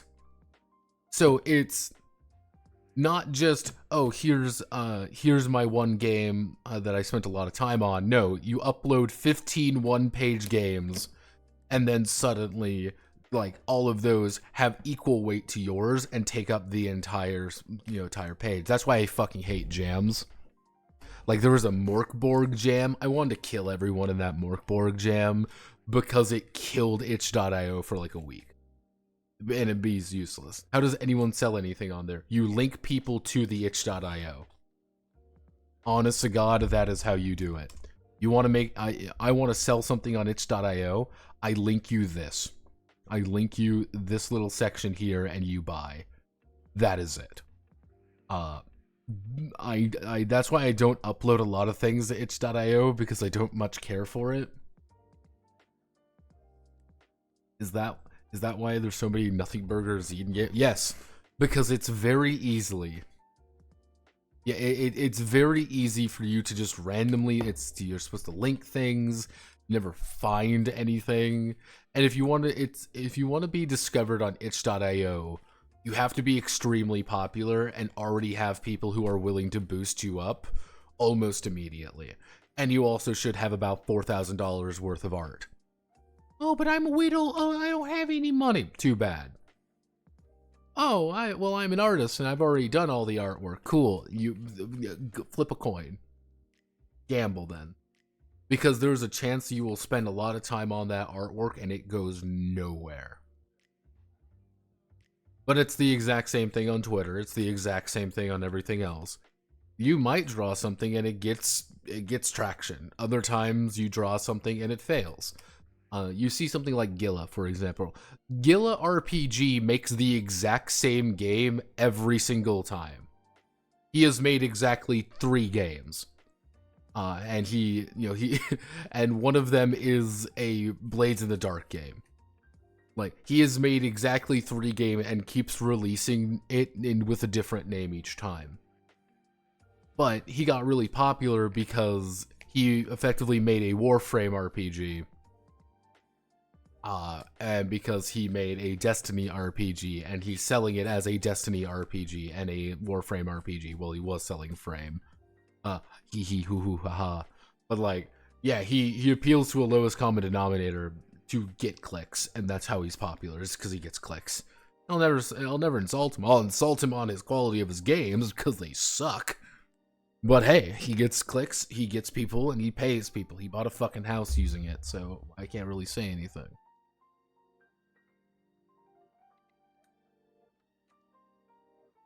Drive-thru kind of has a similar issue. The issue with drive-thru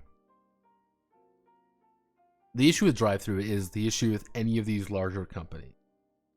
What they want to do is they want to push things that are going to sell. They want to push Grimdark Future. They want to, do Warhammer, the Wrath and Glory. They want to push Fallout roleplay. They want to push things that they are confident will sell, and it turns out those are from big companies, not normal human beings, not little people. Though I will say they have been doing very good about promoting, their Pocket Quest stuff. But you also see my absolute favorite thing is the permanent sale gimmick. You charge something for $10, but then you put it on sale for $5.99. Everyone will buy it because it's $5.99. It's $5.99, even though you never end the sale. Or you end up with things like Swing a Big Sword here, which is 50 cents. This is the minimum viable product to actually start getting get numbers here. That's it.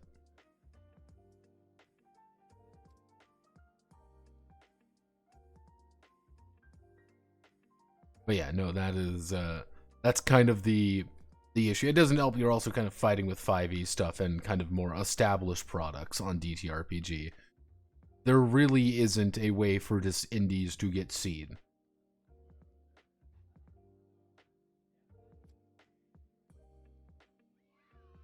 Hooray!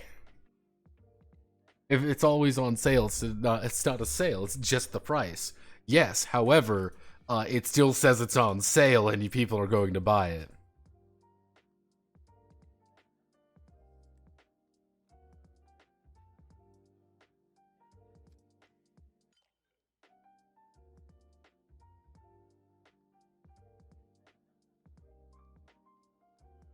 Yeah, it's like that. It's not a problem, but that is how you sell.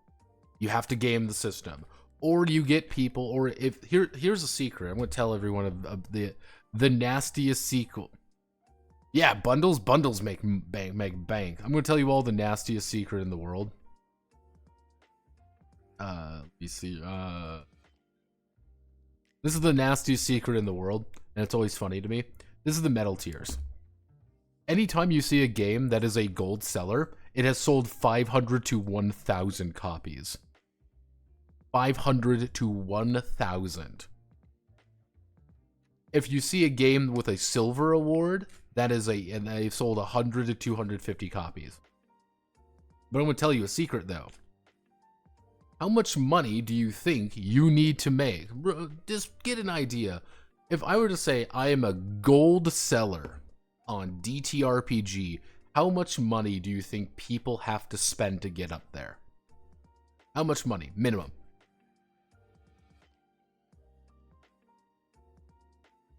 No answering, Jaeger. I know you know. 500 bucks? Nope. You're getting close though. You have blown past. Well, okay. Well, the secret here, 500 times the cost of the thing. Nope. Ooh. You need to spend exactly $250 to get gold. Because 50 cents is the minimum price for a book to count as a sale. You spend 250 United States dollars, you have officially hit. You've officially hit in the smallest percentages of DTRPG. What's the current? Let's find out. Let's hit a funny button. Let's do a Grimdark Futures, gold. To give you an idea, let's see if we can find the metal tiers. I always like citing this because I've told my friends who do video games and stuff about the sales numbers here, and they fucking laugh. They die laughing. Because if you hit this point, if you spend $250, you are in the top 5%. Top 5% of games on DTRPG. More like top 4%. You are in the top 4% of games.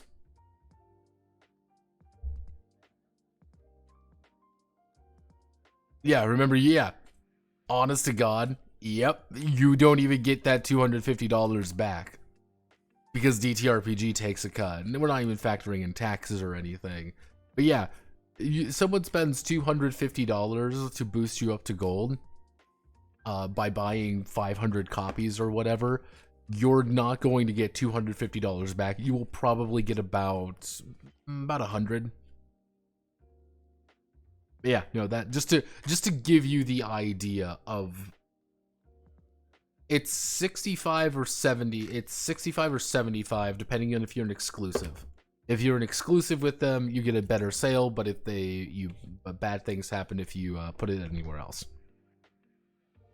But yeah, to give you an idea of some of the most popular games here, a 5e game, a sandbox generator, Cyberpunk 2020, Fabuloso Ultimax Buster, 5e, literally just fucking OSE, Cyberpunk Red, literally a bunch of these these battle maps. These sell like hotcakes because if you notice, they're $1.48. Morkborg, obviously, the Hero Kids racket. You want to make bank? You become Hero Kids. Blades in the Dark, obviously. Mage of the Ascension Anniversary Edition. Oh, the 1E Handbook. Oh, the 1E Monster Manual. Oh, look, it's Spelljammer. Oh, look, it's VTR. Oh, look, it's Fate. Yeah, no, oh, look, everyone, it's DCC. Oh, look, it's Axe. Oh, look, it's 1E. Yeah, no, it's a fucking meme.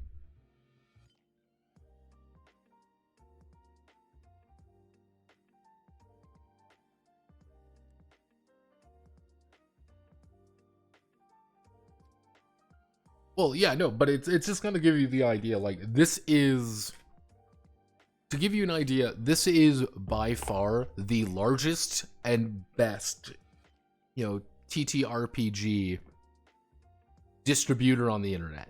If you want to sell your TTRPG, you go through DTRPG.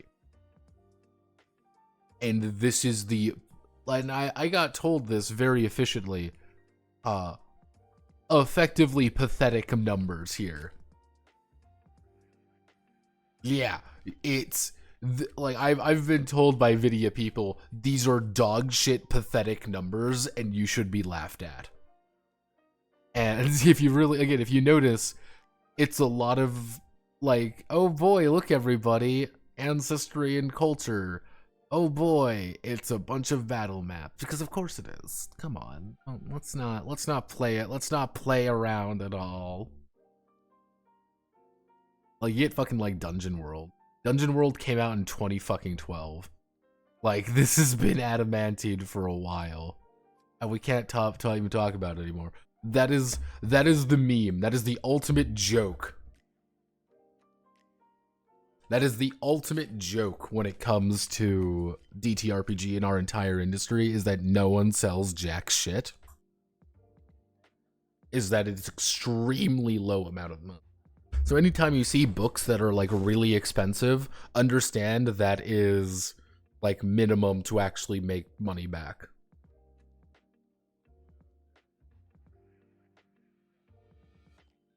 With an affiliate on an exclusive product that costs 50 cents, it costs approximately $69 to get gold. Yeah, and you have joined the upper 4% of... With $69, you can join the upper 4% of the entire thing. This is, fun fact, that is allegedly, of course, Daniel Fox did. Is that he bought a bunch of his own game to boost the sales numbers up, and that's why Zweihander was everywhere for a while, but you will encounter no one who actually played Zweihander. Because allegedly the numbers were artificially inflated. They didn't actually sell a million. That's why, that's why 50 cents is the minimum. Yeah, and again, my story with it and why I always find it very funny.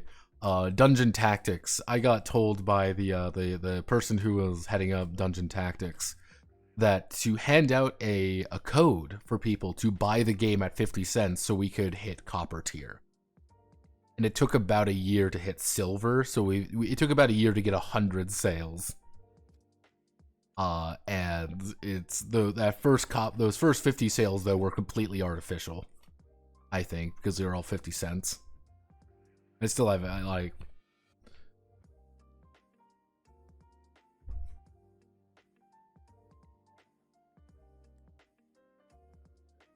Yeah, they made practically nothing on Nobilis 2e. You don't, like, the cost for investment is really high. Like, the cost and all of that, it's extremely high. You don't make any money back. And it's... When I talk... People ask me, and people get like, Notepad, you should stop being such a doomer. You have to be a bloomer. You have to hope. You have to see we're gonna make it, bro. But then you look at these fucking numbers and you're like, oh god, oh no. It's you look at it and you like, what do you do? How do you feel like, oh man, I'm feeling the fucking hope today? I'm like, you can't really. Like, you'll want to. You're like, yeah, we could totally do it, but like, it's hard. Sometimes it is hard. I'm not going to lie, because you just see it every now and again, and you're like, fuck me. And like, what do you do? Like, what do you say? Oh man, this is such a great idea, or like, oh man, this is awesome. Yeah, it's like, oh. Like, what do you say? What do you do? how do you hope in a situation like that? How do you have faith in the, yeah, don't worry, everything's gonna work out just fine when you see shit like this? I know I should be, you know, more positive about things. I know I should be, but it's fucking hard.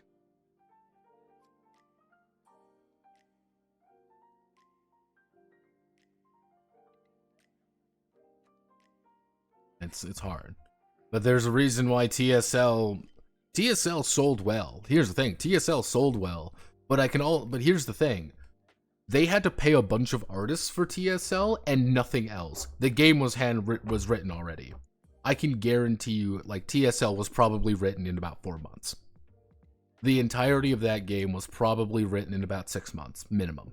Actually, maximum, about 6 months.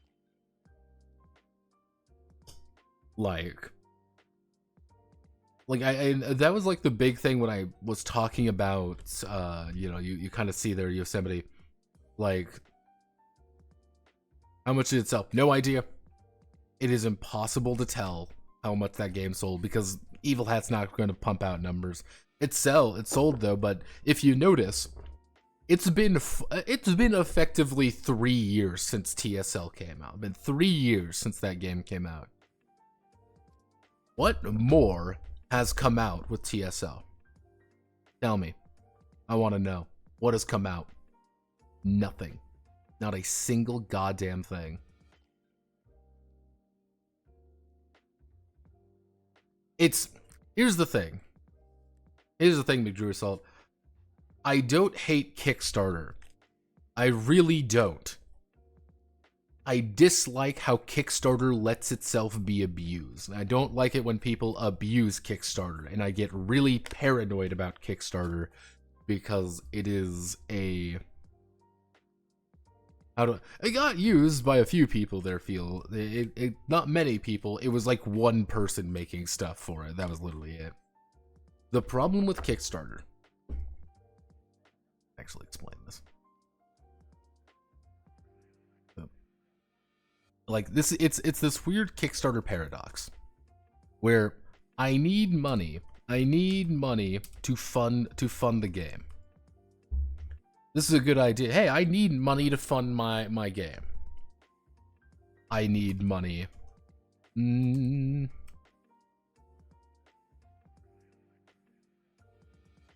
you get this. Which one of these is better? Because, like, you get things like Onyx Path. I do not like Onyx Path using Kickstarter effectively as their market. I think that's dumb. I think it's really stupid for people to be like... I don't like it when you get, like, actual big companies. Like, Evil Hat never needs to go to Kickstarter. They don't. They never have. You want to know why they go to Kickstarter? Because they use it as a pre-sale. Because that's all it is. It's a pre-sale. It's Onyx Path goes to Kickstarter because it's all pre-sale. Because they need to pay their freelancers. Because, fun fact, Onyx Path just uses freelancers. There's like 5 people who actually work in Onyx Path. But, like, yeah, they literally pre-sale everything. That is all Kickstarter is used for sometimes. And that's the part that annoys me. I don't like it when you clearly see like we're going to Kickstarter not because we want to kickstart something we're passionate about, is because we want to prove to investors that there's people who will buy it. There was one game. God, let me see. I wasn't able to do Kickstarter this weekend, so I'll try to find it. There's a very specific game that I saw, and I was really fascinated by it. For all of the wrong reasons. Where was it?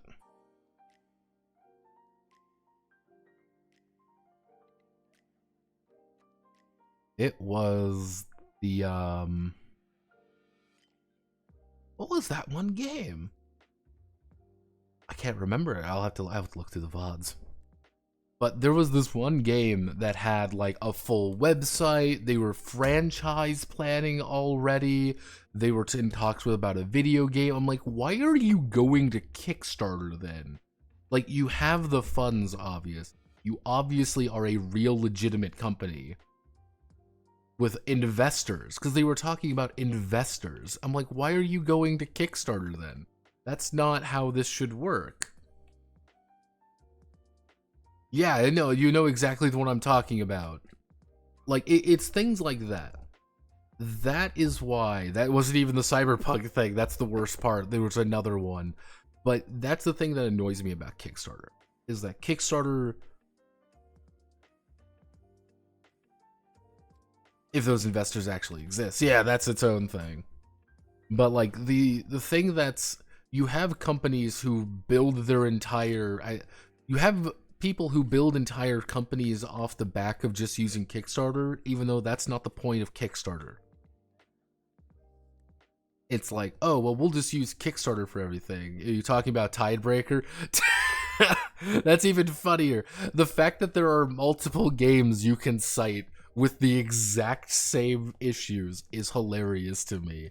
Like, yeah, Tidebreaker was another example of that. Like,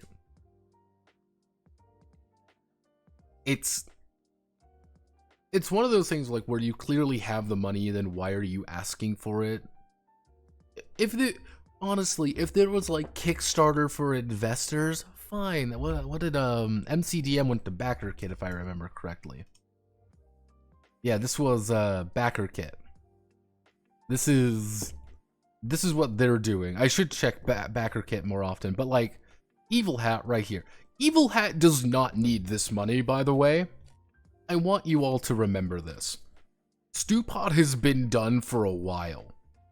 You could get Stewpot on itch.io. They don't need the money here. This is purely a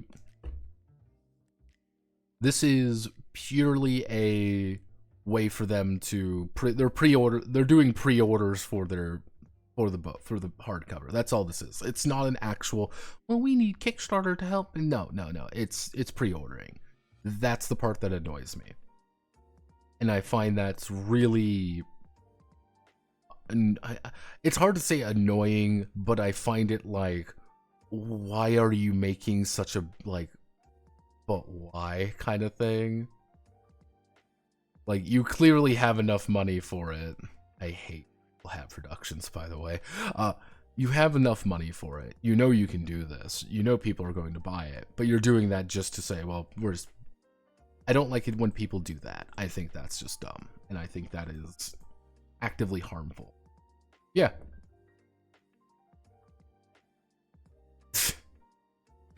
This is the game, by the way. As you see, they actually removed it because they got it. They don't want to. They removed it simply because they got Evil Hat funding. If you downloaded it, I think you still have it. I think I still have Stewpot. But I can guarantee you the game's not going to change. It's going to look different, but that's just tables. It is. It is inspired by all of. It's a bunch of mini games, Draco. It's not a. Yeah.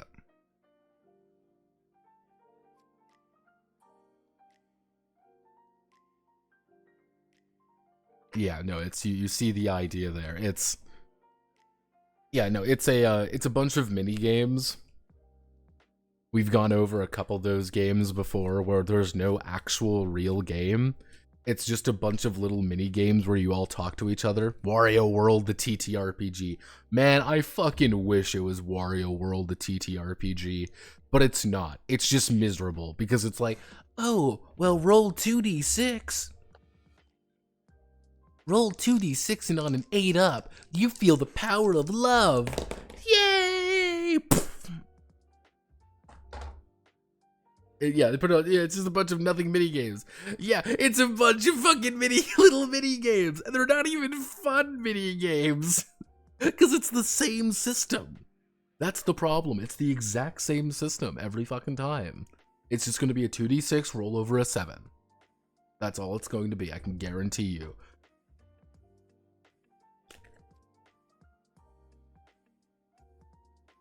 And they're going to make a shit ton of money on it because people want to put it on their shelf and they want to say, look at my amazing new game I support from the little itty bitty indie creators. Because that's what Evil Hat's like. I don't think people quite realize, like, Evil Hat's entire thing now is not even... They don't make their own games anymore. They literally get a bunch of indie people. Indie people write it, they take it, and they get a cut of it when they sell it. That's all they do. That is the actual business model of Evil Hat at this point. They're just a publishing company at this point. They are a publishing company for the worst dog shit you've ever witnessed. But hey, remember when Apocalypse Keys was big? Remember Apocalypse Keys? Yeah, I do, and I remember no one talking about it, because that was going to be the new big thing. Apocalypse Keys is happening. It's going to be the next big thing. It's going to be the greatest game ever created by man, and guess what happened? Nothing. Nada. Nothing. Died. Nothing happened with it.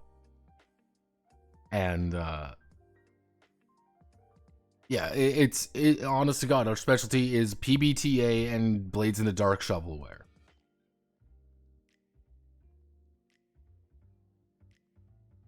Yeah, exactly. Evil Has hires a bunch of homeless people to peddle stuff, and they basically make sure the paid actors look dirty and indie enough.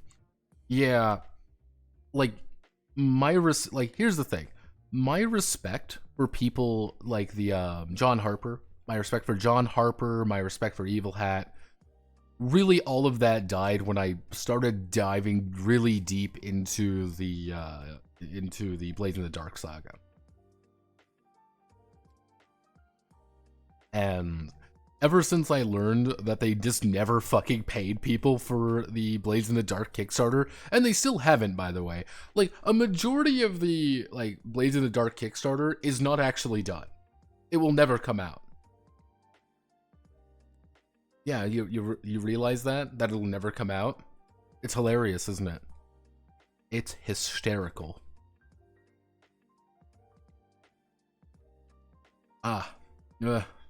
But yeah, it's that's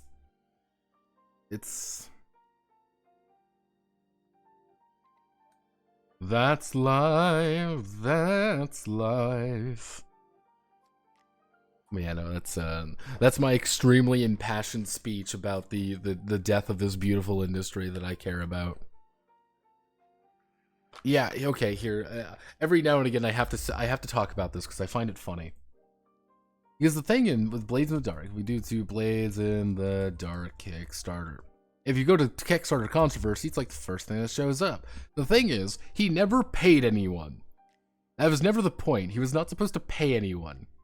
You see all these things that got... Like, most of these things never really came out. Like, Null Vector never came out. Let's look here, like...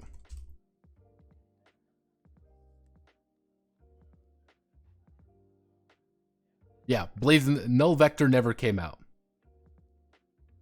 You want to know why Null Vector never came out? Because the person writing it was Adam Coble. That never came out. Blades of Jireg. Let's look at Blades of Jireg. That had to come out, right? Oh wow. Look, it's right here. You can do Blades of Jireg right now. And and see here, you're like, okay, where can I buy Blades of Jireg? Like, here's all the ones. Oh, you want to play Vigilantes? It's literally a play set. This is all you got. This is what you paid for. You paid for about nothing. But you kind of see there's a bunch of little things that just never came out because what was happening. This is the thing that was important. What they did was very important. They hired a bunch of people to work on these things, but didn't pay any of them. That was the big controversy. And they kind of...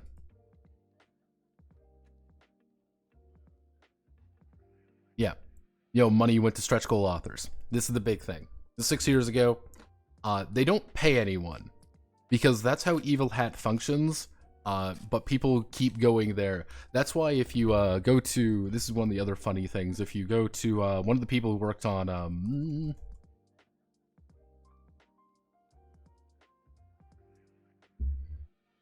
It was, what's his fucking name? Strass Osimovic.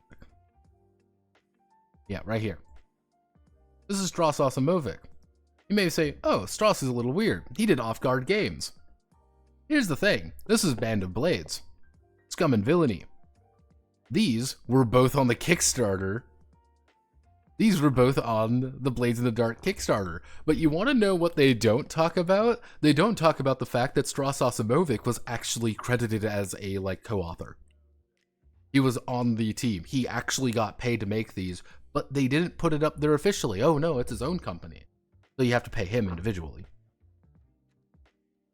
And like, most of these are like, yeah, minimum viable fucking playtest. He doesn't do anything here anymore, because you want to know why? Because he's getting Daggerheart money. Yep, ha ha ha, he he he. Guess what, everyone? He's getting Daggerheart money now, because it doesn't fucking matter.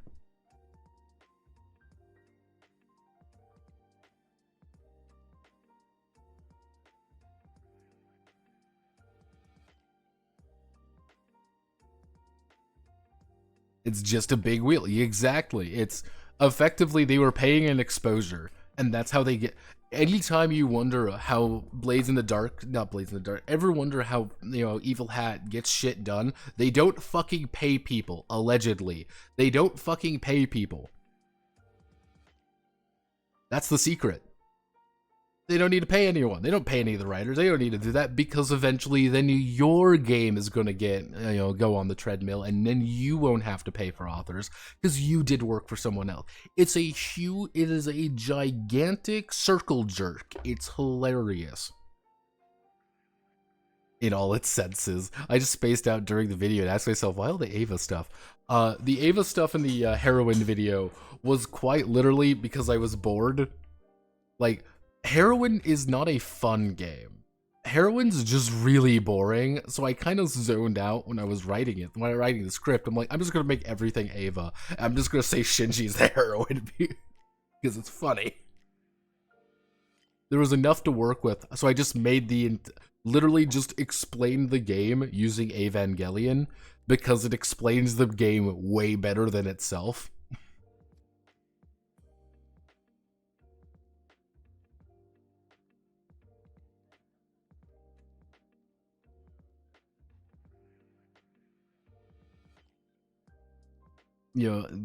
No, Yosemite, that's the worst part. It's not even that. It's just Alice in Wonderland. That's all it is. It's just Alice in Wonderland. I think it's for kids. I really don't know. Well, Draco, if you pay attention at the literal ending when I'm saying my goodbye, I literally have a screen being like, yeah, no, I got it. That was literally it. I'm just like, yep, I got it, how to make the bridge simulator, finally. It came to me in a dream. Found the Sonic tabletop RPG. Yeah, it can't hurt to playtest it, just make sure it works. Yeah, completely unrelated to the video. But yeah, legitimately, it came to me in a dream. It was like, it works. This is perfect. That, and I find using Evangelion things for using Ava for most things does work, because Shinji Ikari is literally me. It's me. And you can do comedy, you can do terrible things. It's great. Let's see. So let's get.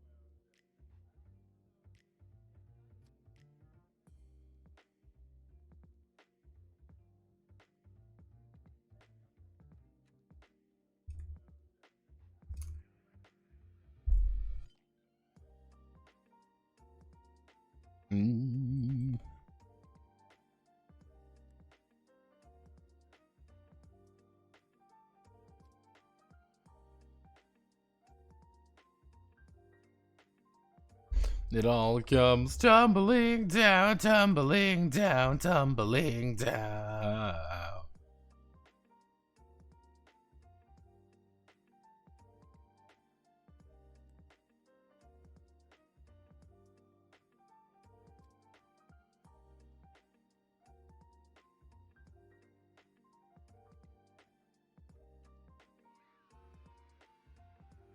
Hooray!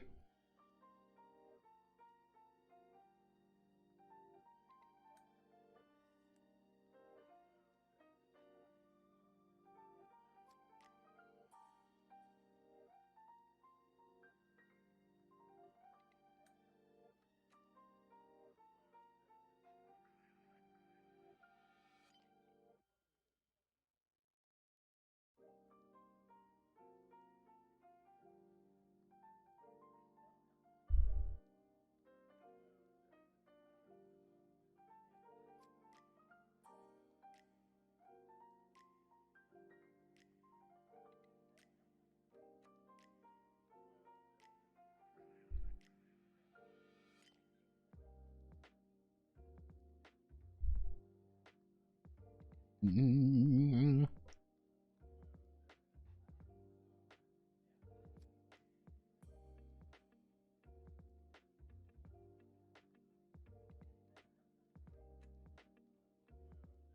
The next project after Alter Instinct, where there's a few comms to do.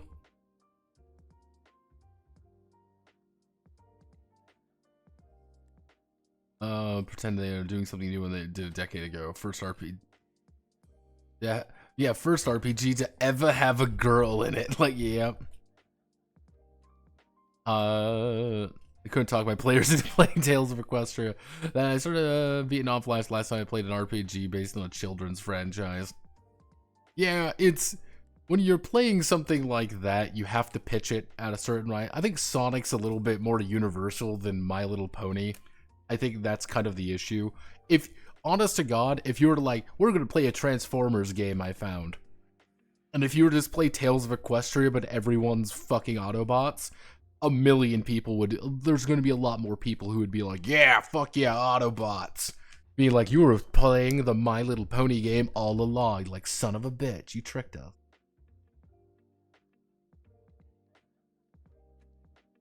Like, you bastard. You tricked me. I'm playing a pony game. But yeah, like Sonic, I think Sonic's pretty universal. I think everyone loves Sonic, including Chris Chan. Come on, don't you want to be like Chris Chan?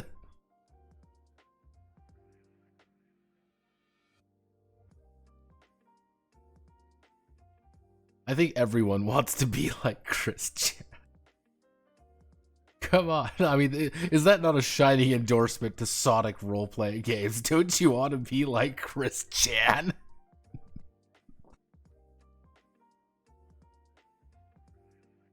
Mm.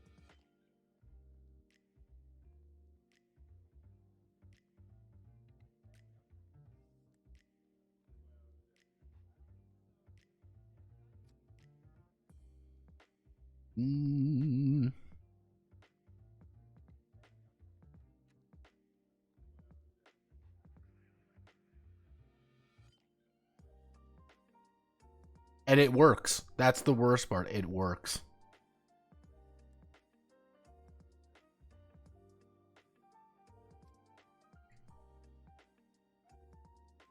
You want to do G.I. Joe? Yeah.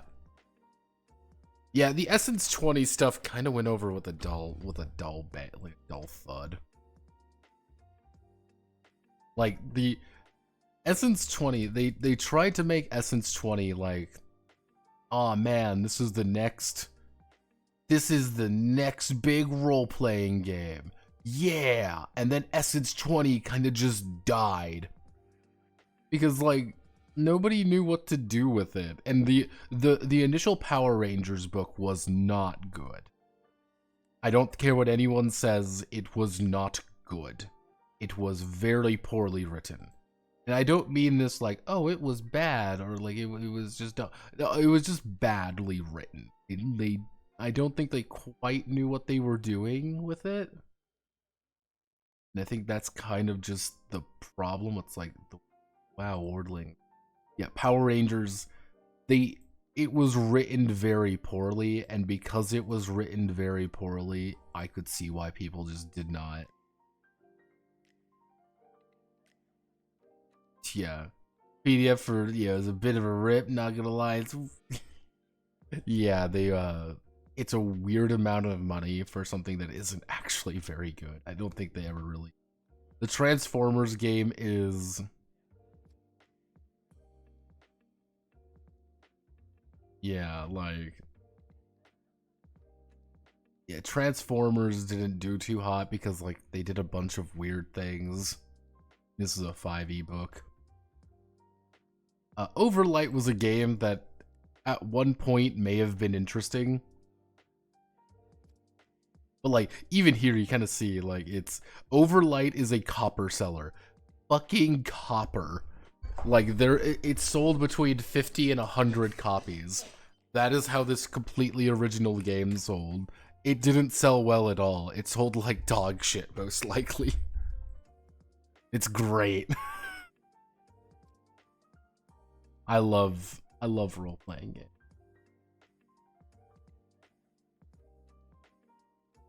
Yeah, that's the one with monkey people, yeah.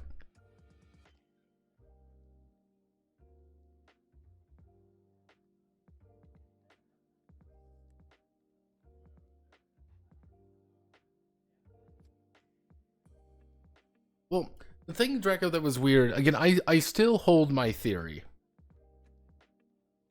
I still hold my theory pretty true that Essence 20 was originally a 5e game.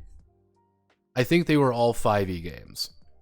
But I think somewhere along development, somebody told them, hey, we can't make D&D 5e anymore.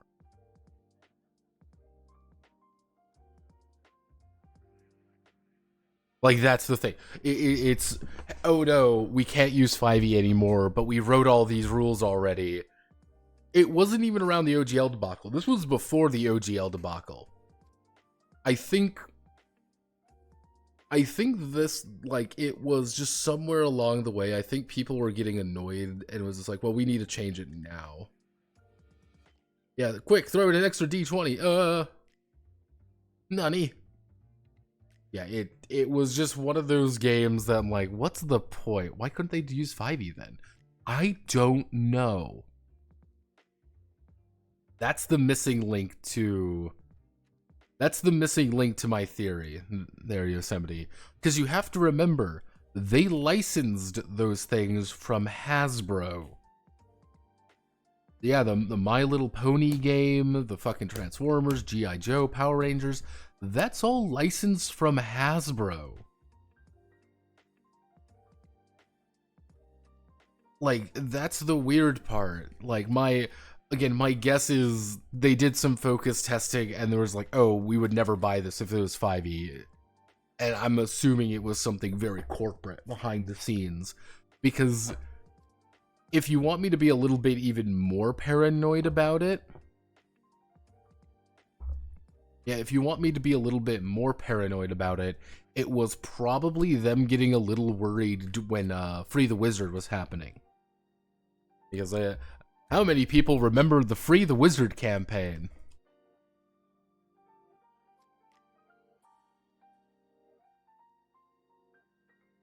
Anyone remember the Free the Wizards campaign? Yeah. Cool.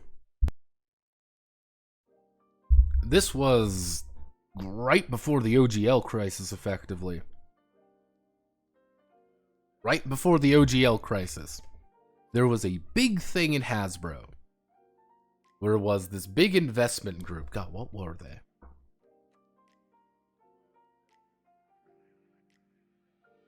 What were they? What was it? Value investing?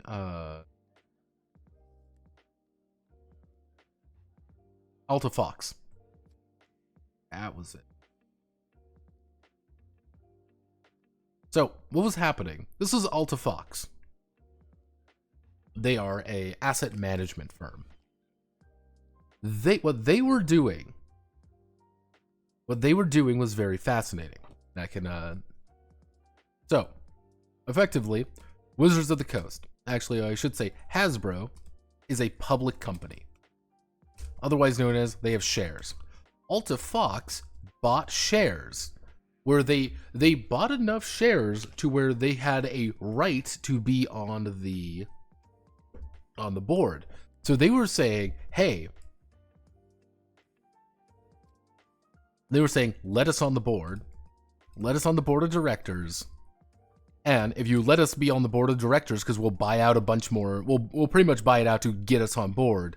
Let us on the board. It was it wasn't even let us on the board. It was effectively do what we say, or we buy out stock to be on the board. They were effectively threatening a hostile takeover. However, the idea what they wanted was free the wizard. And the entire purpose of this was simple. Divest Wizards of the Coast as an independent entity.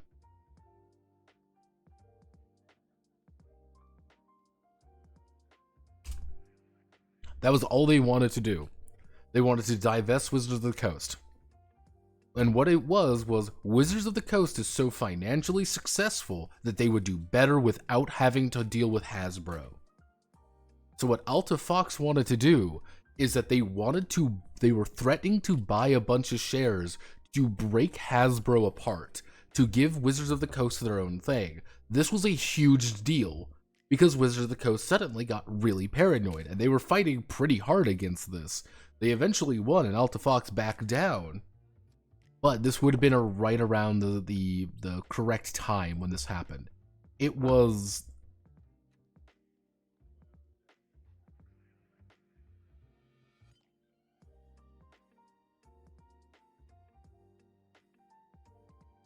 the issue there, what they were trying to do was to give you an idea, Wizards of the Coast holds up the entirety of Hasbro right now.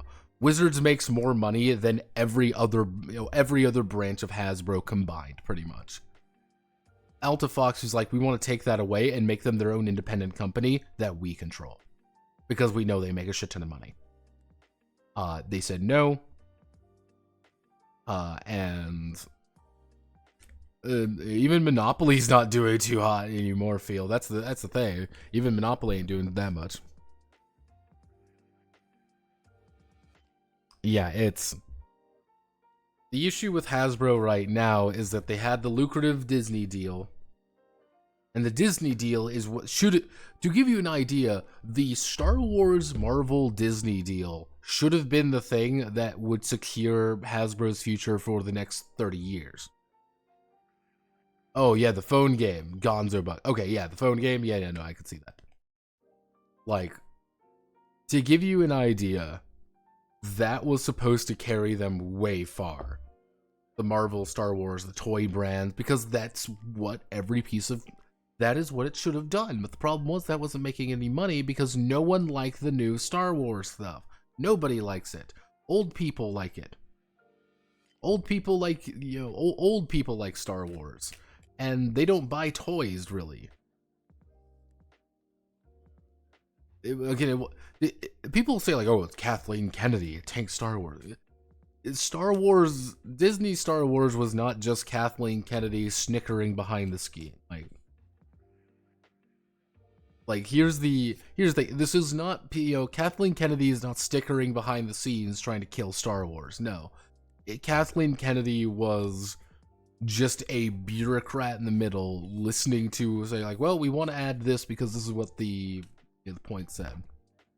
Yeah, I don't think old people like new Star Wars. No, but the problem is, Draco, they're the ones who buy the toys. Because if you think about it, do kids buy toys anymore? I don't think so. That's the weird thing. I have not seen a kid buy a toy in forever. Yeah, it's adult collecting stuff, but those adult collectors don't want to buy that. They're like, no, I don't like this. I want to buy more Luke Skywalker stuff. I want to buy things like that. And who do you appeal to at that point? Do you try to appeal to kids more? Do you try to appeal to that? Because if you try to appeal to kids, like, no shit, you want to do that because you want to broaden your fucking horizon.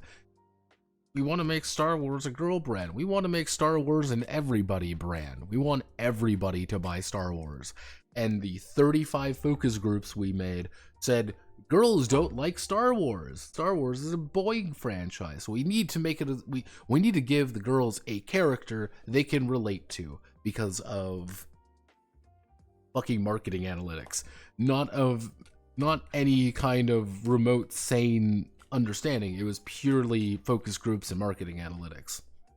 And this is why Disney is kind of coming to bite them in the ass, because Disney has been citing people, and their research and the people behind things have been making consistent mistakes. When was the last good Disney movie? I want you to ask. Think about it.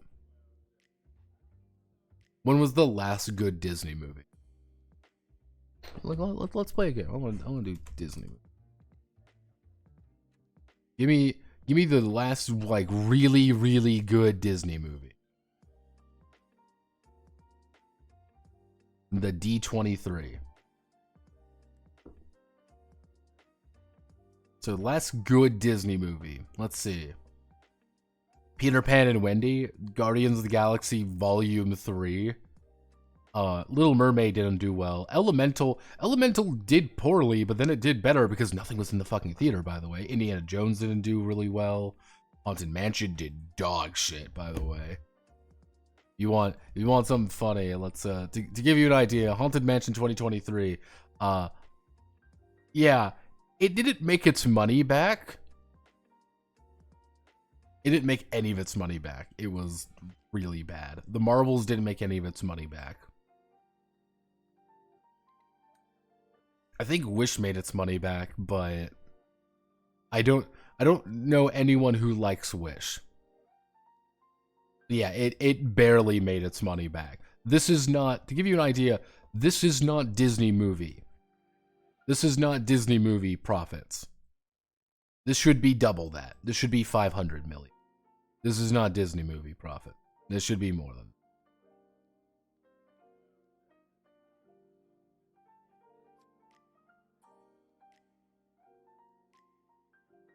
Oop.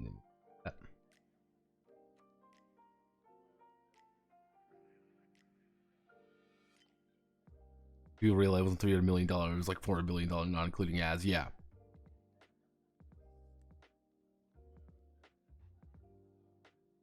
Yeah, like, the thing is, like, Elemental came back because nothing was in the theater. Oh no, Disney feds are after you. I die standing, Disney. No, I... See, the thing is, I'll tell you all a secret here. If I do this, it's like the screen isn't there anymore. That's why it gets a little bit confused. But like, yeah, none of these Disney movies made actually a lot of money anymore. Like they've been a consistent downturn. Like even this should have been like a big money, but it didn't really make that much money, all things considering. Like it made a lot, but that's a $240 million budget. For that? That's not. I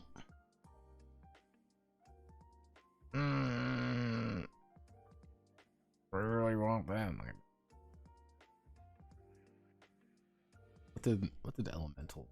What did Elemental make? Elemental made its money back, you know, kind of see here, but like that's still not great. Like Disney Plus didn't really do well at all. Like it's really weird when you think about it, of how the past couple Disney movies have failed.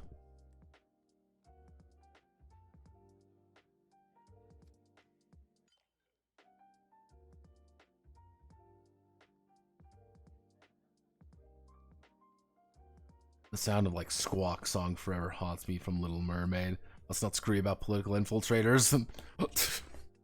Big Hero 6 based on fan works. Yeah. Well, yeah, Elemental still lost money. Don't get me wrong, Elemental still lost money, but it wasn't as disastrous as a couple of these other movies. Like Disney is not doing well. You may be wondering, Notepad, why do you know so much about Disney shit? My mother loves Disney. My mother's a huge Disney fan.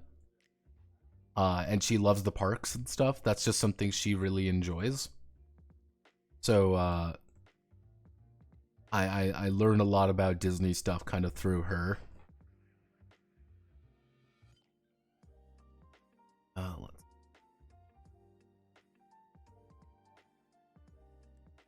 We didn't even really get anything done today. We were too busy talking about bullshit.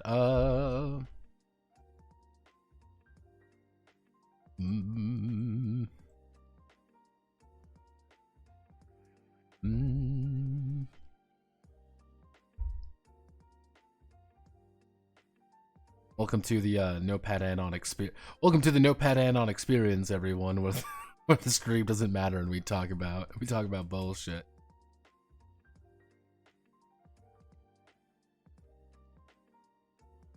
The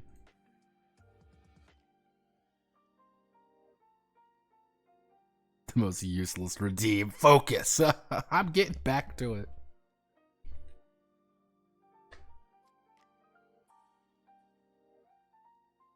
Because I asked about Metabots. Damn straight. There was a discussion on Metabots. Yes, this is what happens this is the cascading series of problems that occurs on Notepad and on streams. This should be known.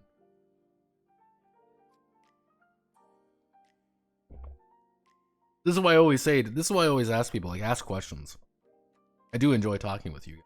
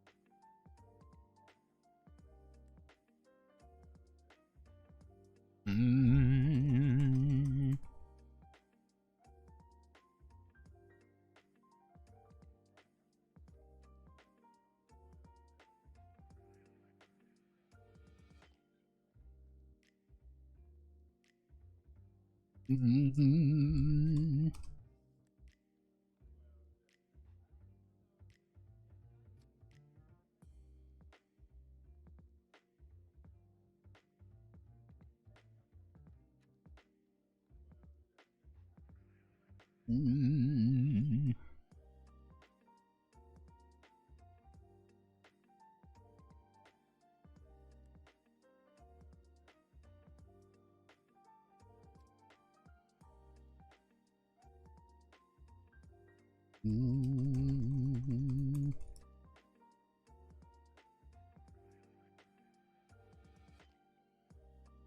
Mm. Mm.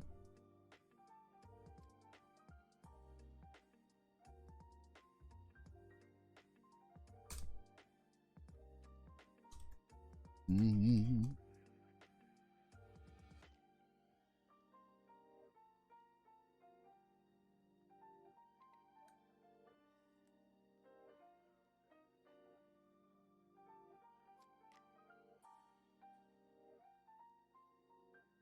Mm.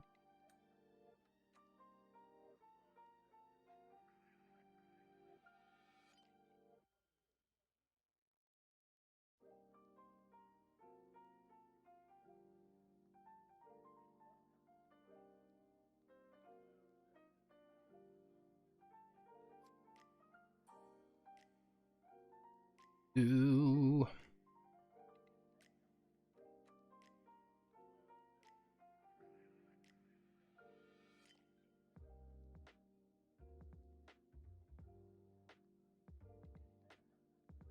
Hey, it's me, Goku.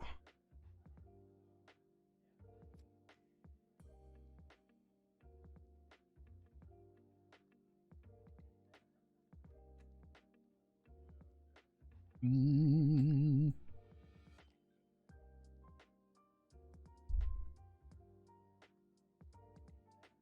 Let's see. Sheet for a bunch of zeros next to uh 20 billion market value and 20. Let's double the losses. Will there be transformations going on? Technically, I have 3 transformations planned. None of them are too exciting. The idea is the rage boost is, hey, you've hit a power level of, you've hit a certain power level. Congratulations, you're rage boosting now. You're fucking mad. You are berserking. All of your dice have converted from D6s to D8s. Good news is, you're going to throw yourself at the problem. Bad news is, your instinct is 0. It will always be exactly 0.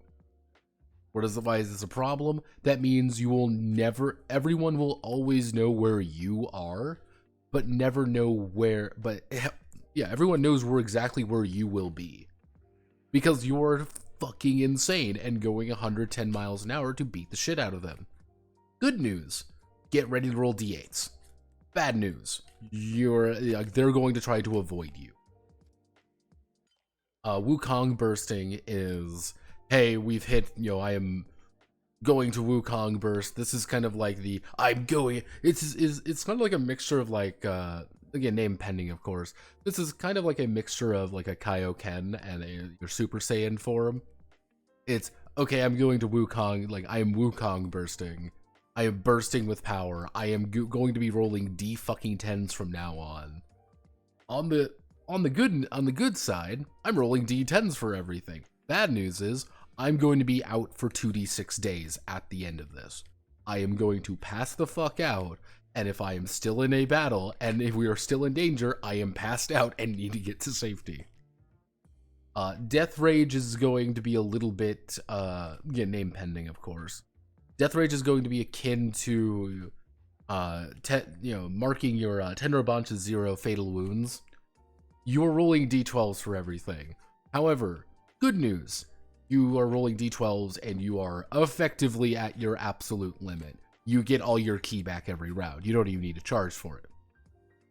Bad news, you're going to die at the end of this fight. Whether you are just overwhelmed and they kill you, or you just finish the fight, you're the last one standing, you say, huh, that was pretty good, cough up some blood and just keel over and die.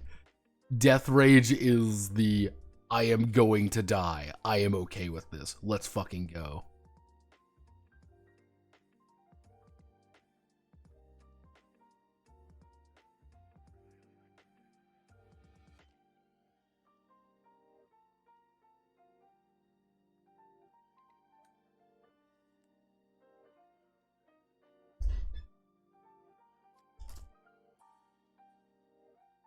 It would be kind of like your like Lord Grill. To give you an idea, Lord Grill is rolling d20s. That's kind of the idea. Lord Grill is rolling d20s because he is just that powerful. And yeah, you shouldn't be able to beat Lord Grill because he's insanely powerful. If I wanted to represent Lord Ovyn at his full power, he would be rolling d100s. That is his full power mode. Yes, he would be rolling. Oh, how many d100s are you rolling? Like 80. Because his power level at that point is like so extremely high, it doesn't even fucking matter anymore. But it's like, you shouldn't be fighting Lord Grill. You shouldn't be fighting them because that's not the point. The point is, you've got to the point where you are fighting Lord Grill. You are in complete death rage. You are in complete death rage. You are dying. Half your arm has been blown off. You are bleeding to death, effectively. You're at your last legs, and the fucking Lord Grill shows up, being like, "Haha, monkey!" Yeah, you're a monkey! As he throws a supernova at you and you explode. It's like... Yeah, honest to God, I try to assume most things have to be played on the table. That's my usual kind of like limitation. But like, yeah, in theory, you could just scale up every single problem, being like, yeah, what is he rolling? Oh, he's rolling like D74s. And he's like, how many? Oh, he's rolling like 12 D74s, and that's how much damage he does, because he's that much stronger than you. But yeah, no, going like... In context, probably like Super Saiyan would be D8s, Super Saiyan 2 would be D10s, Super Saiyan 3 would be D12s, Super Saiyan God, Super Saiyan would be rolling like D20s. If you want to go like super legendary, uber duper, super duper, uber Saiyan, Saiyan or whatever.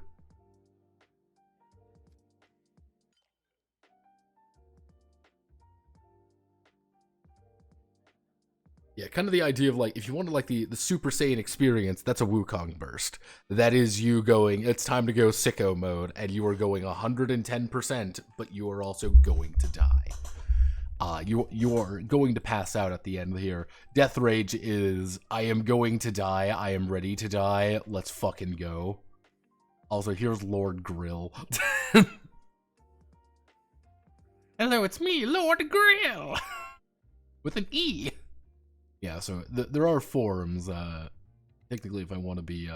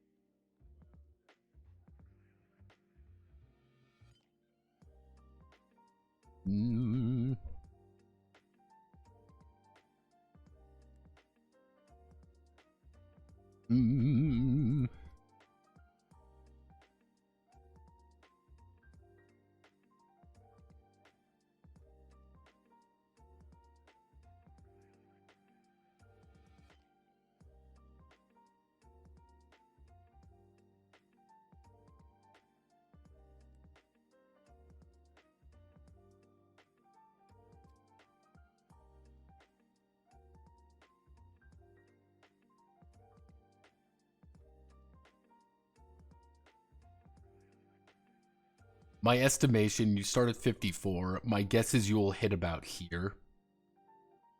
By the end of the campaign, you will hit about here or here. I don't think you'll hit King Kong or Kai Kong. Because that's not the point. And if you're going to say, like, Death Rage is literally for the last episode. Like, yeah, you're going to die. Have fun, asshole. You hit critical, you Death Rage.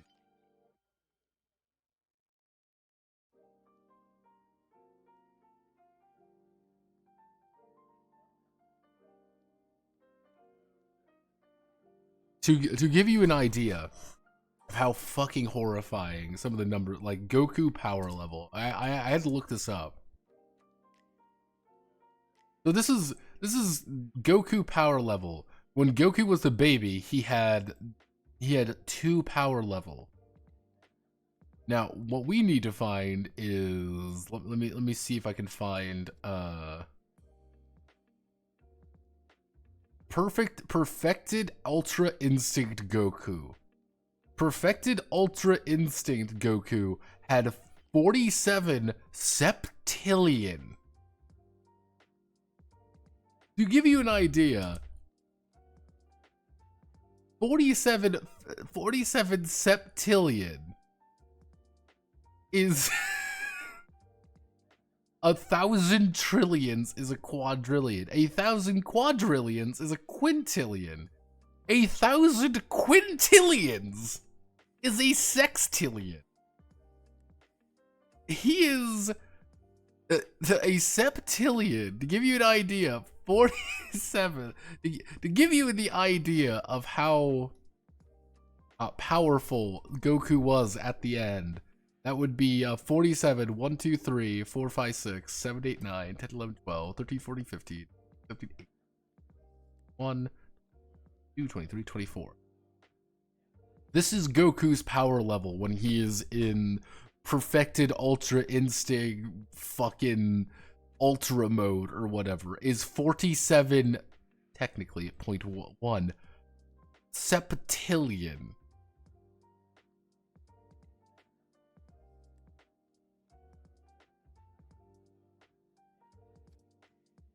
During Cell Arc, if we want to find, let's see, we want to fight Demon Key, not Raditz. Let's see, not Trunks Saga. So during Perfect Cell, he was at 5 million. At Super Saiyan Goku ×2, at grade 3 Super Saiyan, he was at 475 million. At full power during the Cell games, he had 2 billion. 2 billion. As his power level. And if he did Super Kaioken, he had 4.7 billion. But let's go even further beyond. We need to go even further beyond. So, Goku at the end of Dragon Ball Z was 25 billion, or 205 trillion if he's not going on the GT timeline.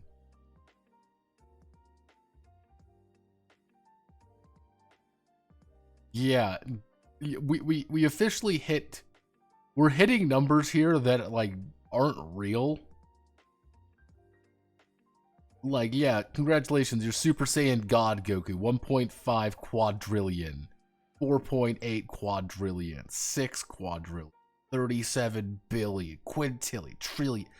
It's one of those things that's not a number anymore.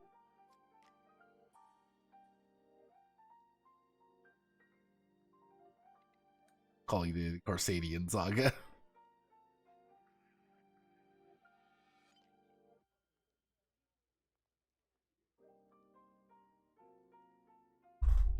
Again, it's one of those things, be like, what is $1 billion? What is $1 billion?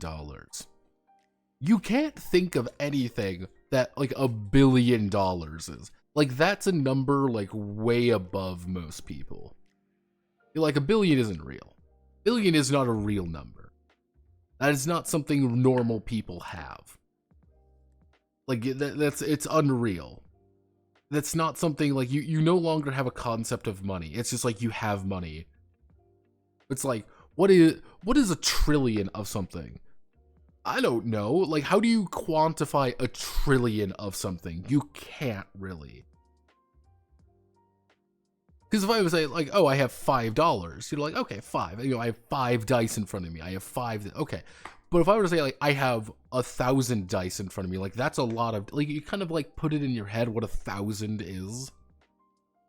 What's a million of something? You can kind of put in, you can somewhat see in your head what a million looks like, but, when you hit, billion, trillion, quintillion, War is Manly's power level.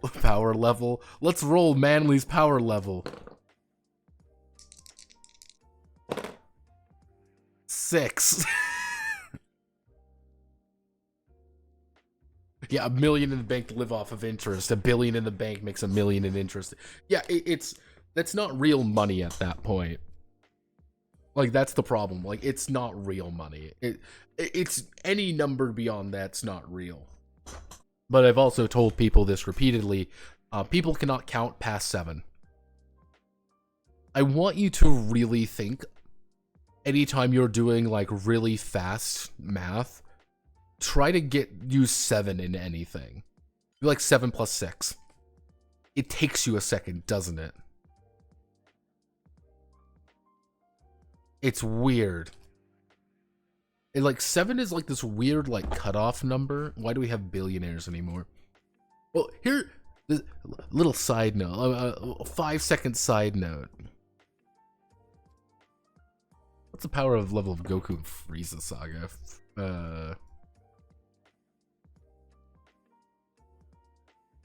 During Frieza, that would be 3 million at the beginning, and when he's at full power, he's at 150 million. When he's at super duper Saiyan. And he goes up to 60 million.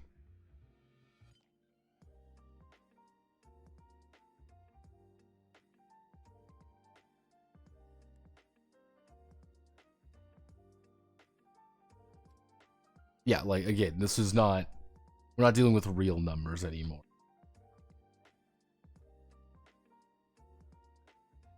Like, here's the thing. No one actually owns $1 billion. Fun fact, no one has, like, in a bank account, like, $1 billion anywhere. Very few people have, like, even a couple $1 million in there at that point. Yeah, the average human adult is, like, 5 to 10, while Krillin is, like, 100. What's Krillin? Yeah, they have assets, that's the thing. What's Krillin? Krillin power level. Perfect power level list. So I want to do Dragon Ball Super. Like, during a tournament of power, this fucker had 50 million power level.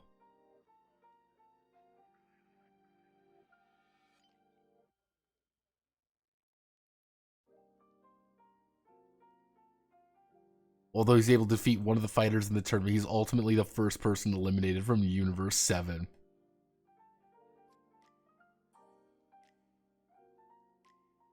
And then he hits 2 trillion. Again, this isn't real numbers.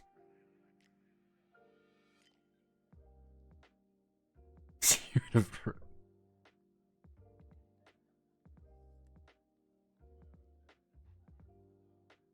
Like, fucking, what's Tien's power level? Tell me more about Tien power level. Let's see. Tien during Resurrection of Free. Ah, yes, of course. He is 40 billion.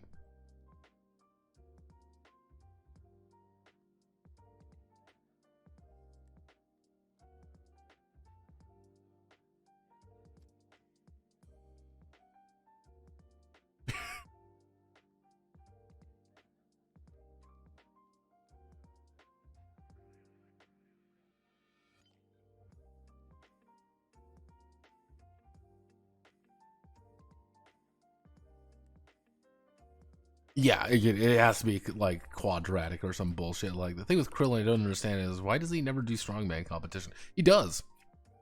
But like, if I remember correctly, like, Krillin is like just a cop.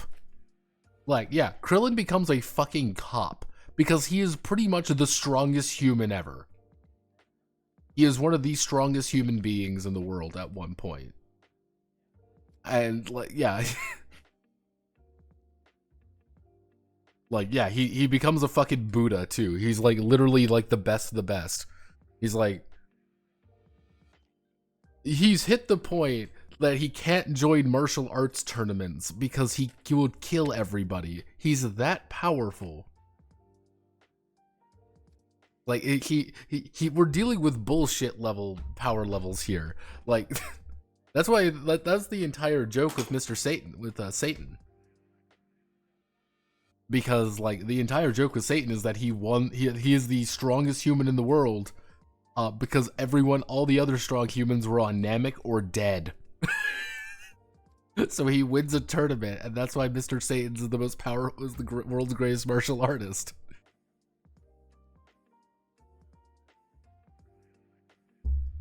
Let's see his power level. 45 to 80. Because no Z Fighter Center. Yeah, Mr. Satan has a 45 to 80. At his full power, he has a 5,000.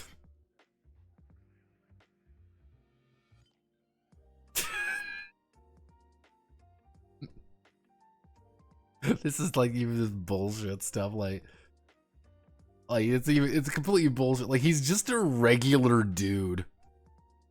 Like that's the like that's the like, yeah, he's just a regular guy. And one of my favorite parts about Mr. Satan is that he just brings out a fucking gun at one point. He just brings out a gat. It's like, yeah, what's your power level? Like 50, because I'm the world's greatest martial artist.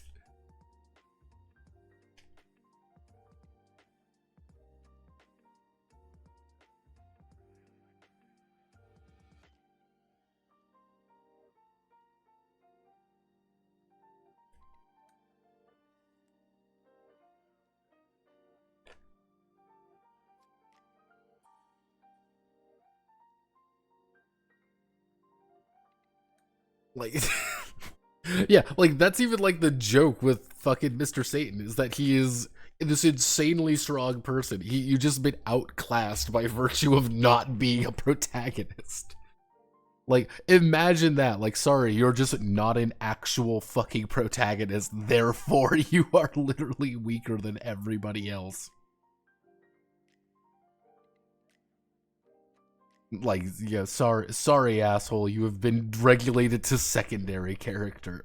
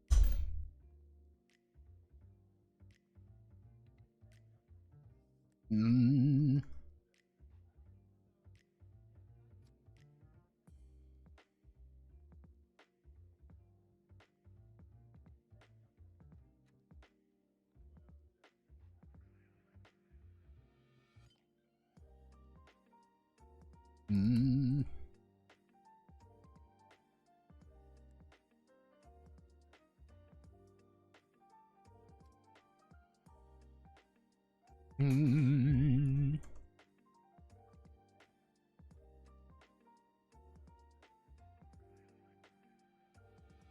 Mm.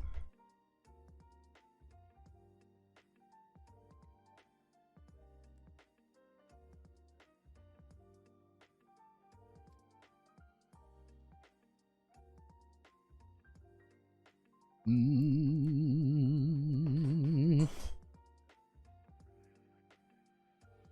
Mm.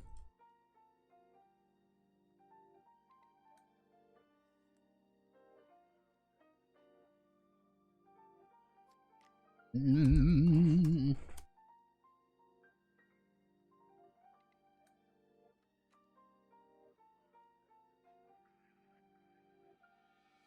Mm.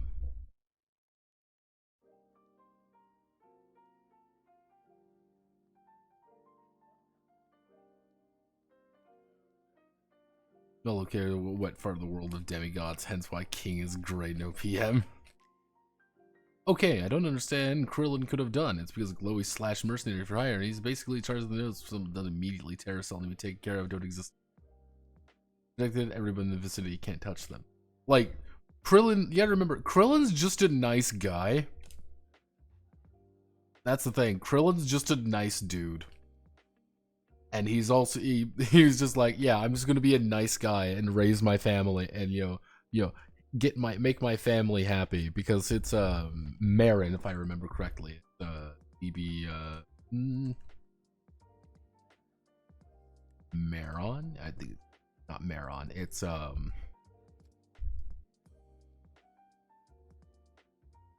Maron, of course. It's, yeah, this is Krillin's kid. Yeah, Krillin has a normal child with a fucking android wearing a great shirt that he named after his ex-girlfriend. That's something even more fucked up, that he named him after his ex-girlfriend, named his daughter after his ex-girlfriend. Yeah, like you gotta remember, this is a child whose dad is like effectively a like relatively legendary figure in human history, being like, yeah, congratulations, you're going to inherit all that.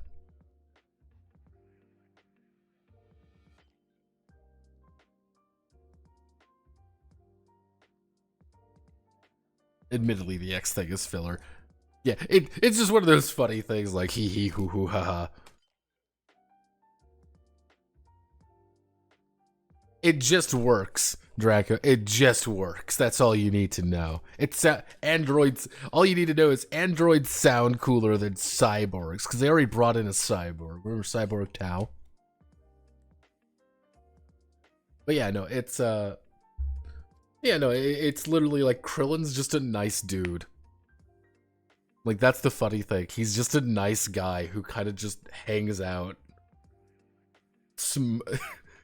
It's one of those things being like, ah, yeah, I got in a fight with the wife. And then he flies away to fucking Kame house.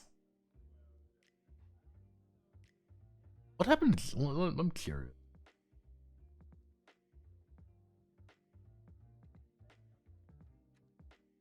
Yeah, then you have like fucking Yamcha. You know you remember Yamcha?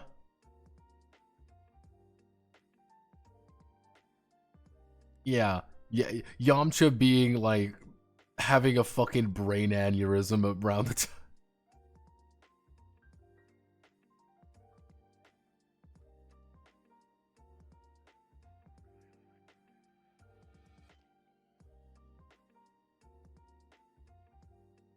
Yeah.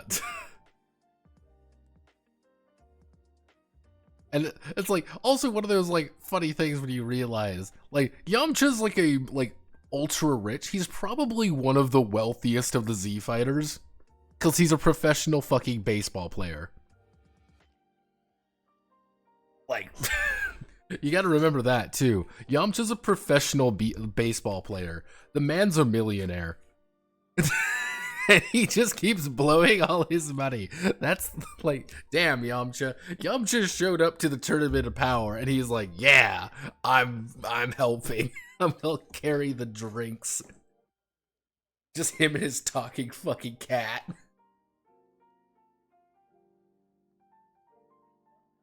I would remember that one. Toriyama forgot. Yeah, exactly. That's the best part. Well, let's see.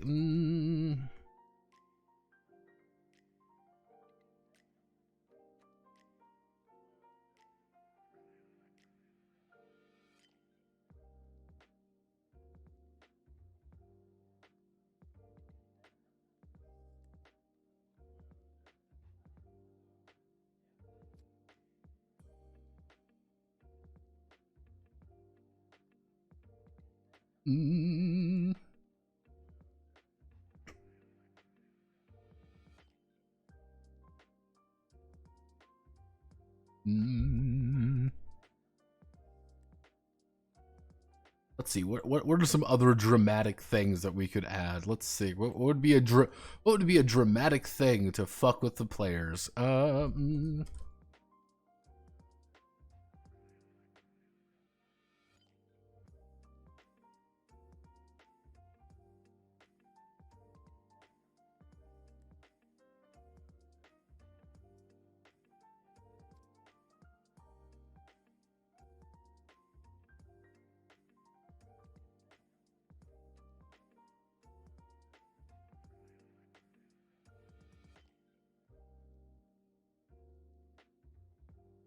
Roll on this, determine it.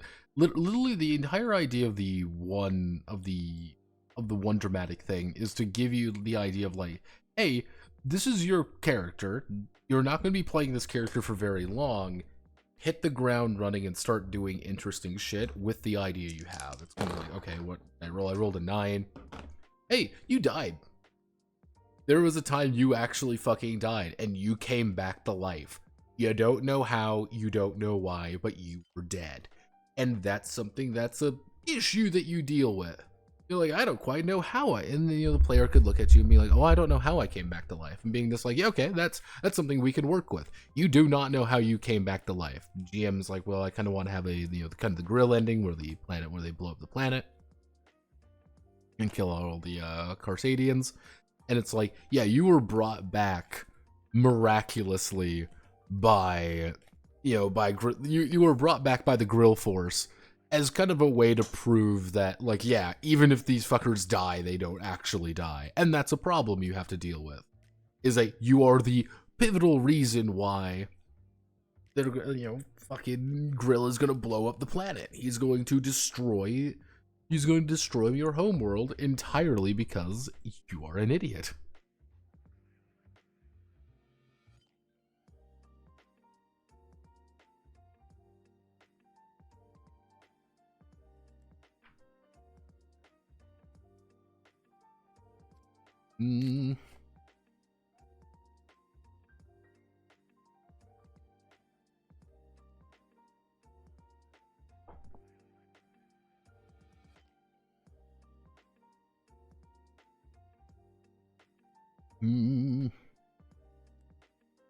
Pretty much one of the ideas here, this is after the one dramatic thing is done. I'm going to put this in. Is actually let's see.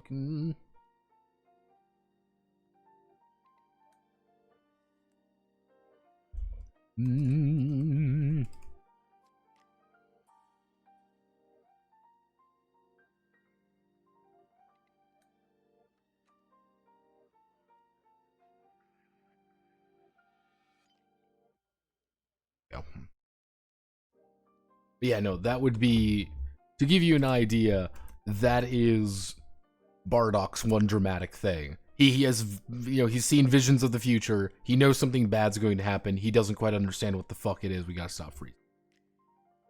Hey, you've really, hey, congratulations. You're a fucking old Carsadian. You are old. You are at kind of the end of your life. People respect you a lot, but it's kind of like, hey, you have a really different perspective on things because you are an older member of society. You're an old man in a society that prizes dying young. How does this work? You know, be like, hey, you know, people respect you. People are also kind of like pitying you. It's like, oh man. So it's kind of like at the end, you kind of see the ending of like, oh, Grill's gonna blow up the world. We gotta stop him.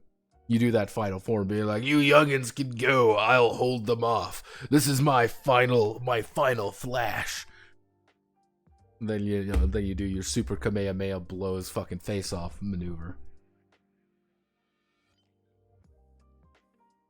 He's like a Slayer dwarf that lived too much. Exactly. Do the Dragon Balls exist? I didn't put anything like the Dragon Balls. I was thinking about doing it for in this section. In the Great Grand Kai's court. Kind of like the idea is like Earth does exist. The thing with Earth is home to the Southern Kai of the universe. One of the Great Grand Kai's esteemed heavenly commanders. Literally, God is on the side of the Free Planet Alliance. Earth is like, yeah, let's do it. They have their own version of the Z Fighters, effectively. Otherwise known as the Free Planet Peace Corps. This is like one of the bigger things, and one of the endings will be, hey, the fucking Peace Corps is invading to kill Prince Grill. You, like, and your world is going to be sacrificed to stop them.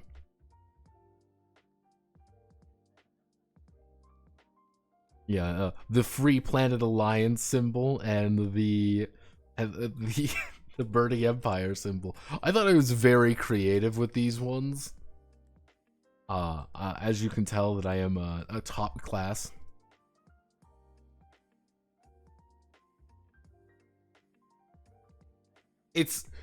I'll probably put him in there for like the Great Grand Kai story, like Great Grand Kai section. Be like, yeah, each of the Kais can create Dragon Balls, or I'll probably call them something like Dragon Spheres or something legally distinct. And hell, I'll even make it a plot point, being like, yeah, that's how we actually got to space. Was that someone found all the Dragon Balls. Someone found all the serpent spheres, summoned forth the great Grand Kai's dragon, made a wish for ultimate technology so we could contact the stars, and then we found everyone and formed the United Front.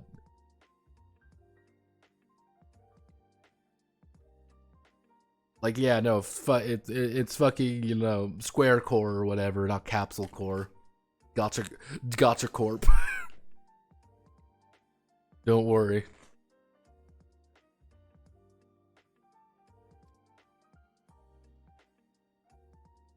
Again, it's just like, yeah, Earthlings are like the main people behind it. You got fucking Yamcha at the Yamcha's the head of society of the resistance movement.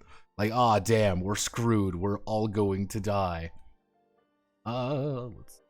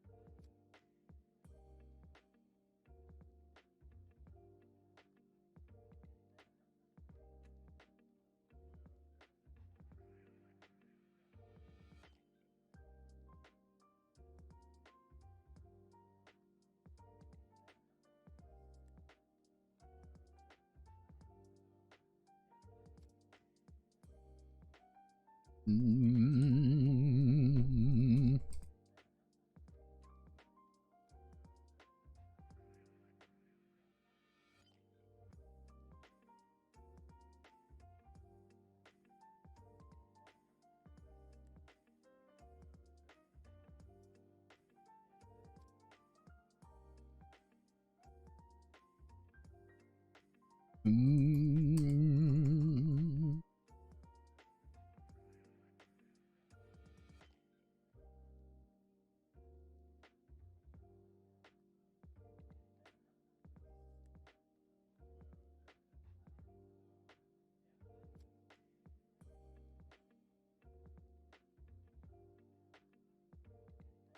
Mm.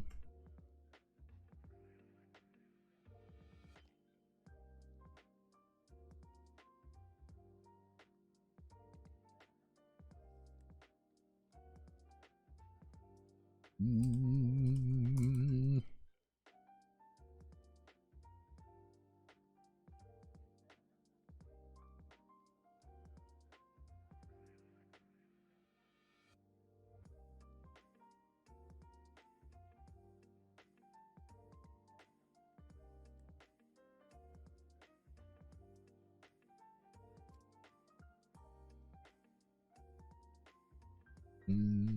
Mm.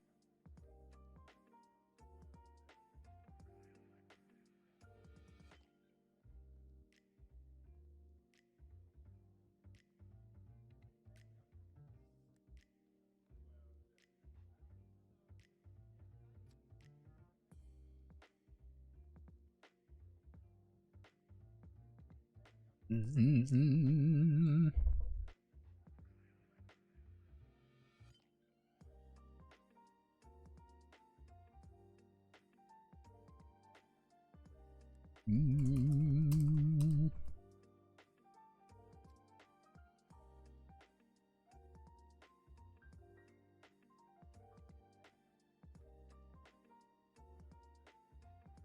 Mm. Mm.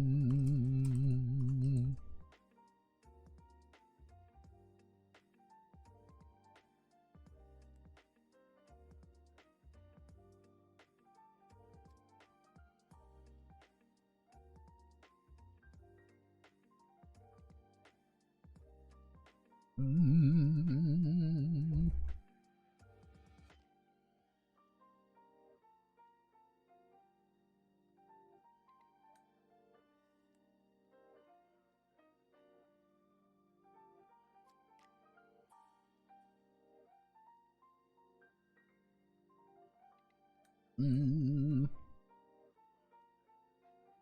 Mm.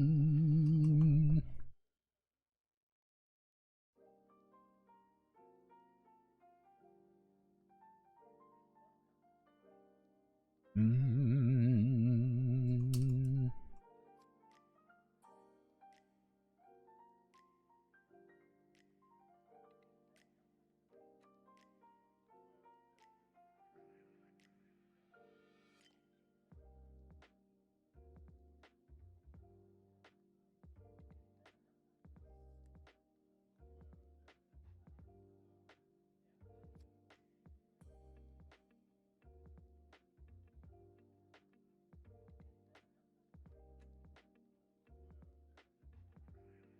Mm.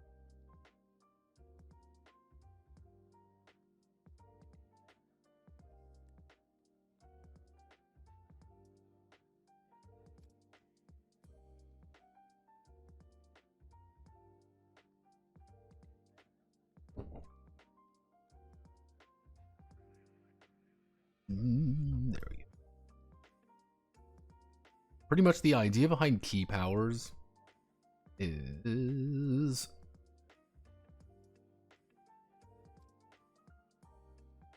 kind of the idea behind key powers. Let's choose steak, for example. Steak has a base power level of 4. It would be 4 plus we go up. Power to steak. It would be 4 plus 6 plus 2 plus 4. So it would be a total of 16. So he has 60 key limit. He could choose 16 points of powers. So he could choose to adopt, like, oh, he wants just one beam.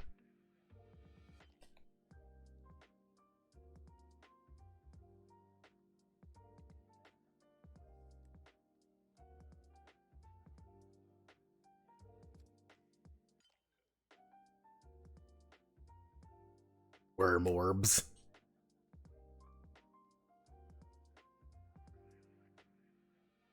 Behold, our legally distinct draconic gems.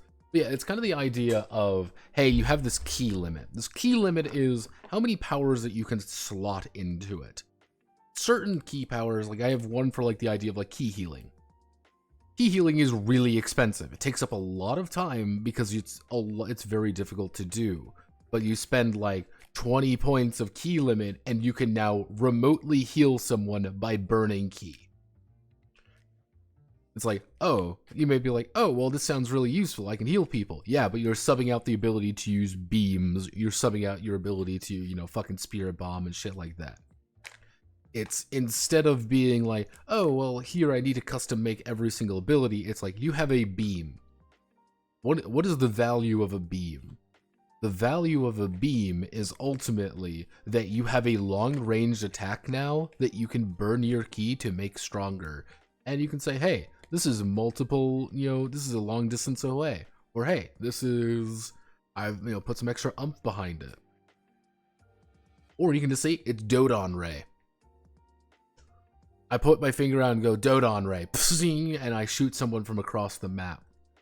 I could be standing still. He's going as fast as hell. I say, no, Dodon Ray, dodge this motherfucker. And then he doesn't dodge it, and he gets shot in the face.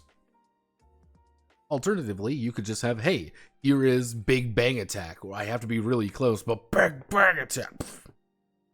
Other passives I was thinking being this like, yeah, hey, as long as you have this key limit, you will have +2 instinct or whatever. You know, it's kind of like some are just going to be like very passive abilities that just let you do stuff. Instead of having to worry about every single kind of ability known to man, you just have a handful of abilities that do a lot. That's kind of the thing there. But it's like 10-15. Fuck. Yeah, it's kind of like, even down to being like, yeah, how much do I have to spend to get things like Kaioken? I was thinking about adding things like, yeah, here's just a raw power-up. You get a power-up for a round or two, or, you know, as long as the combat's going. The advantage is you burn one key, you get this for 1 round. And all you need to spend is the key that you spent action points charging up for. You spend more and more of your key power to get more things like Kaioken, Kaioken 2, Kaioken 3 kind of thing. And it's just like, yeah, you can do like a huge boosto technique, and you're like, yeah, you're boosting all your stats by like +10 for 1 round. And after that, it's like, okay, well, cool, I've burnt away all of my power. I cannot do anything anymore. I am going to get fucking Nene this round. Uh-oh. I need to kill you right now.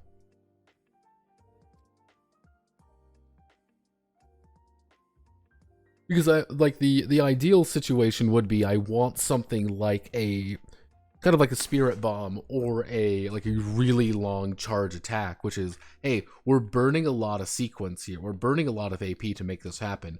But if you are protected until the bitter end of this sequence, if people are running interference and people are protecting you, you unleash a huge blast and someone explodes.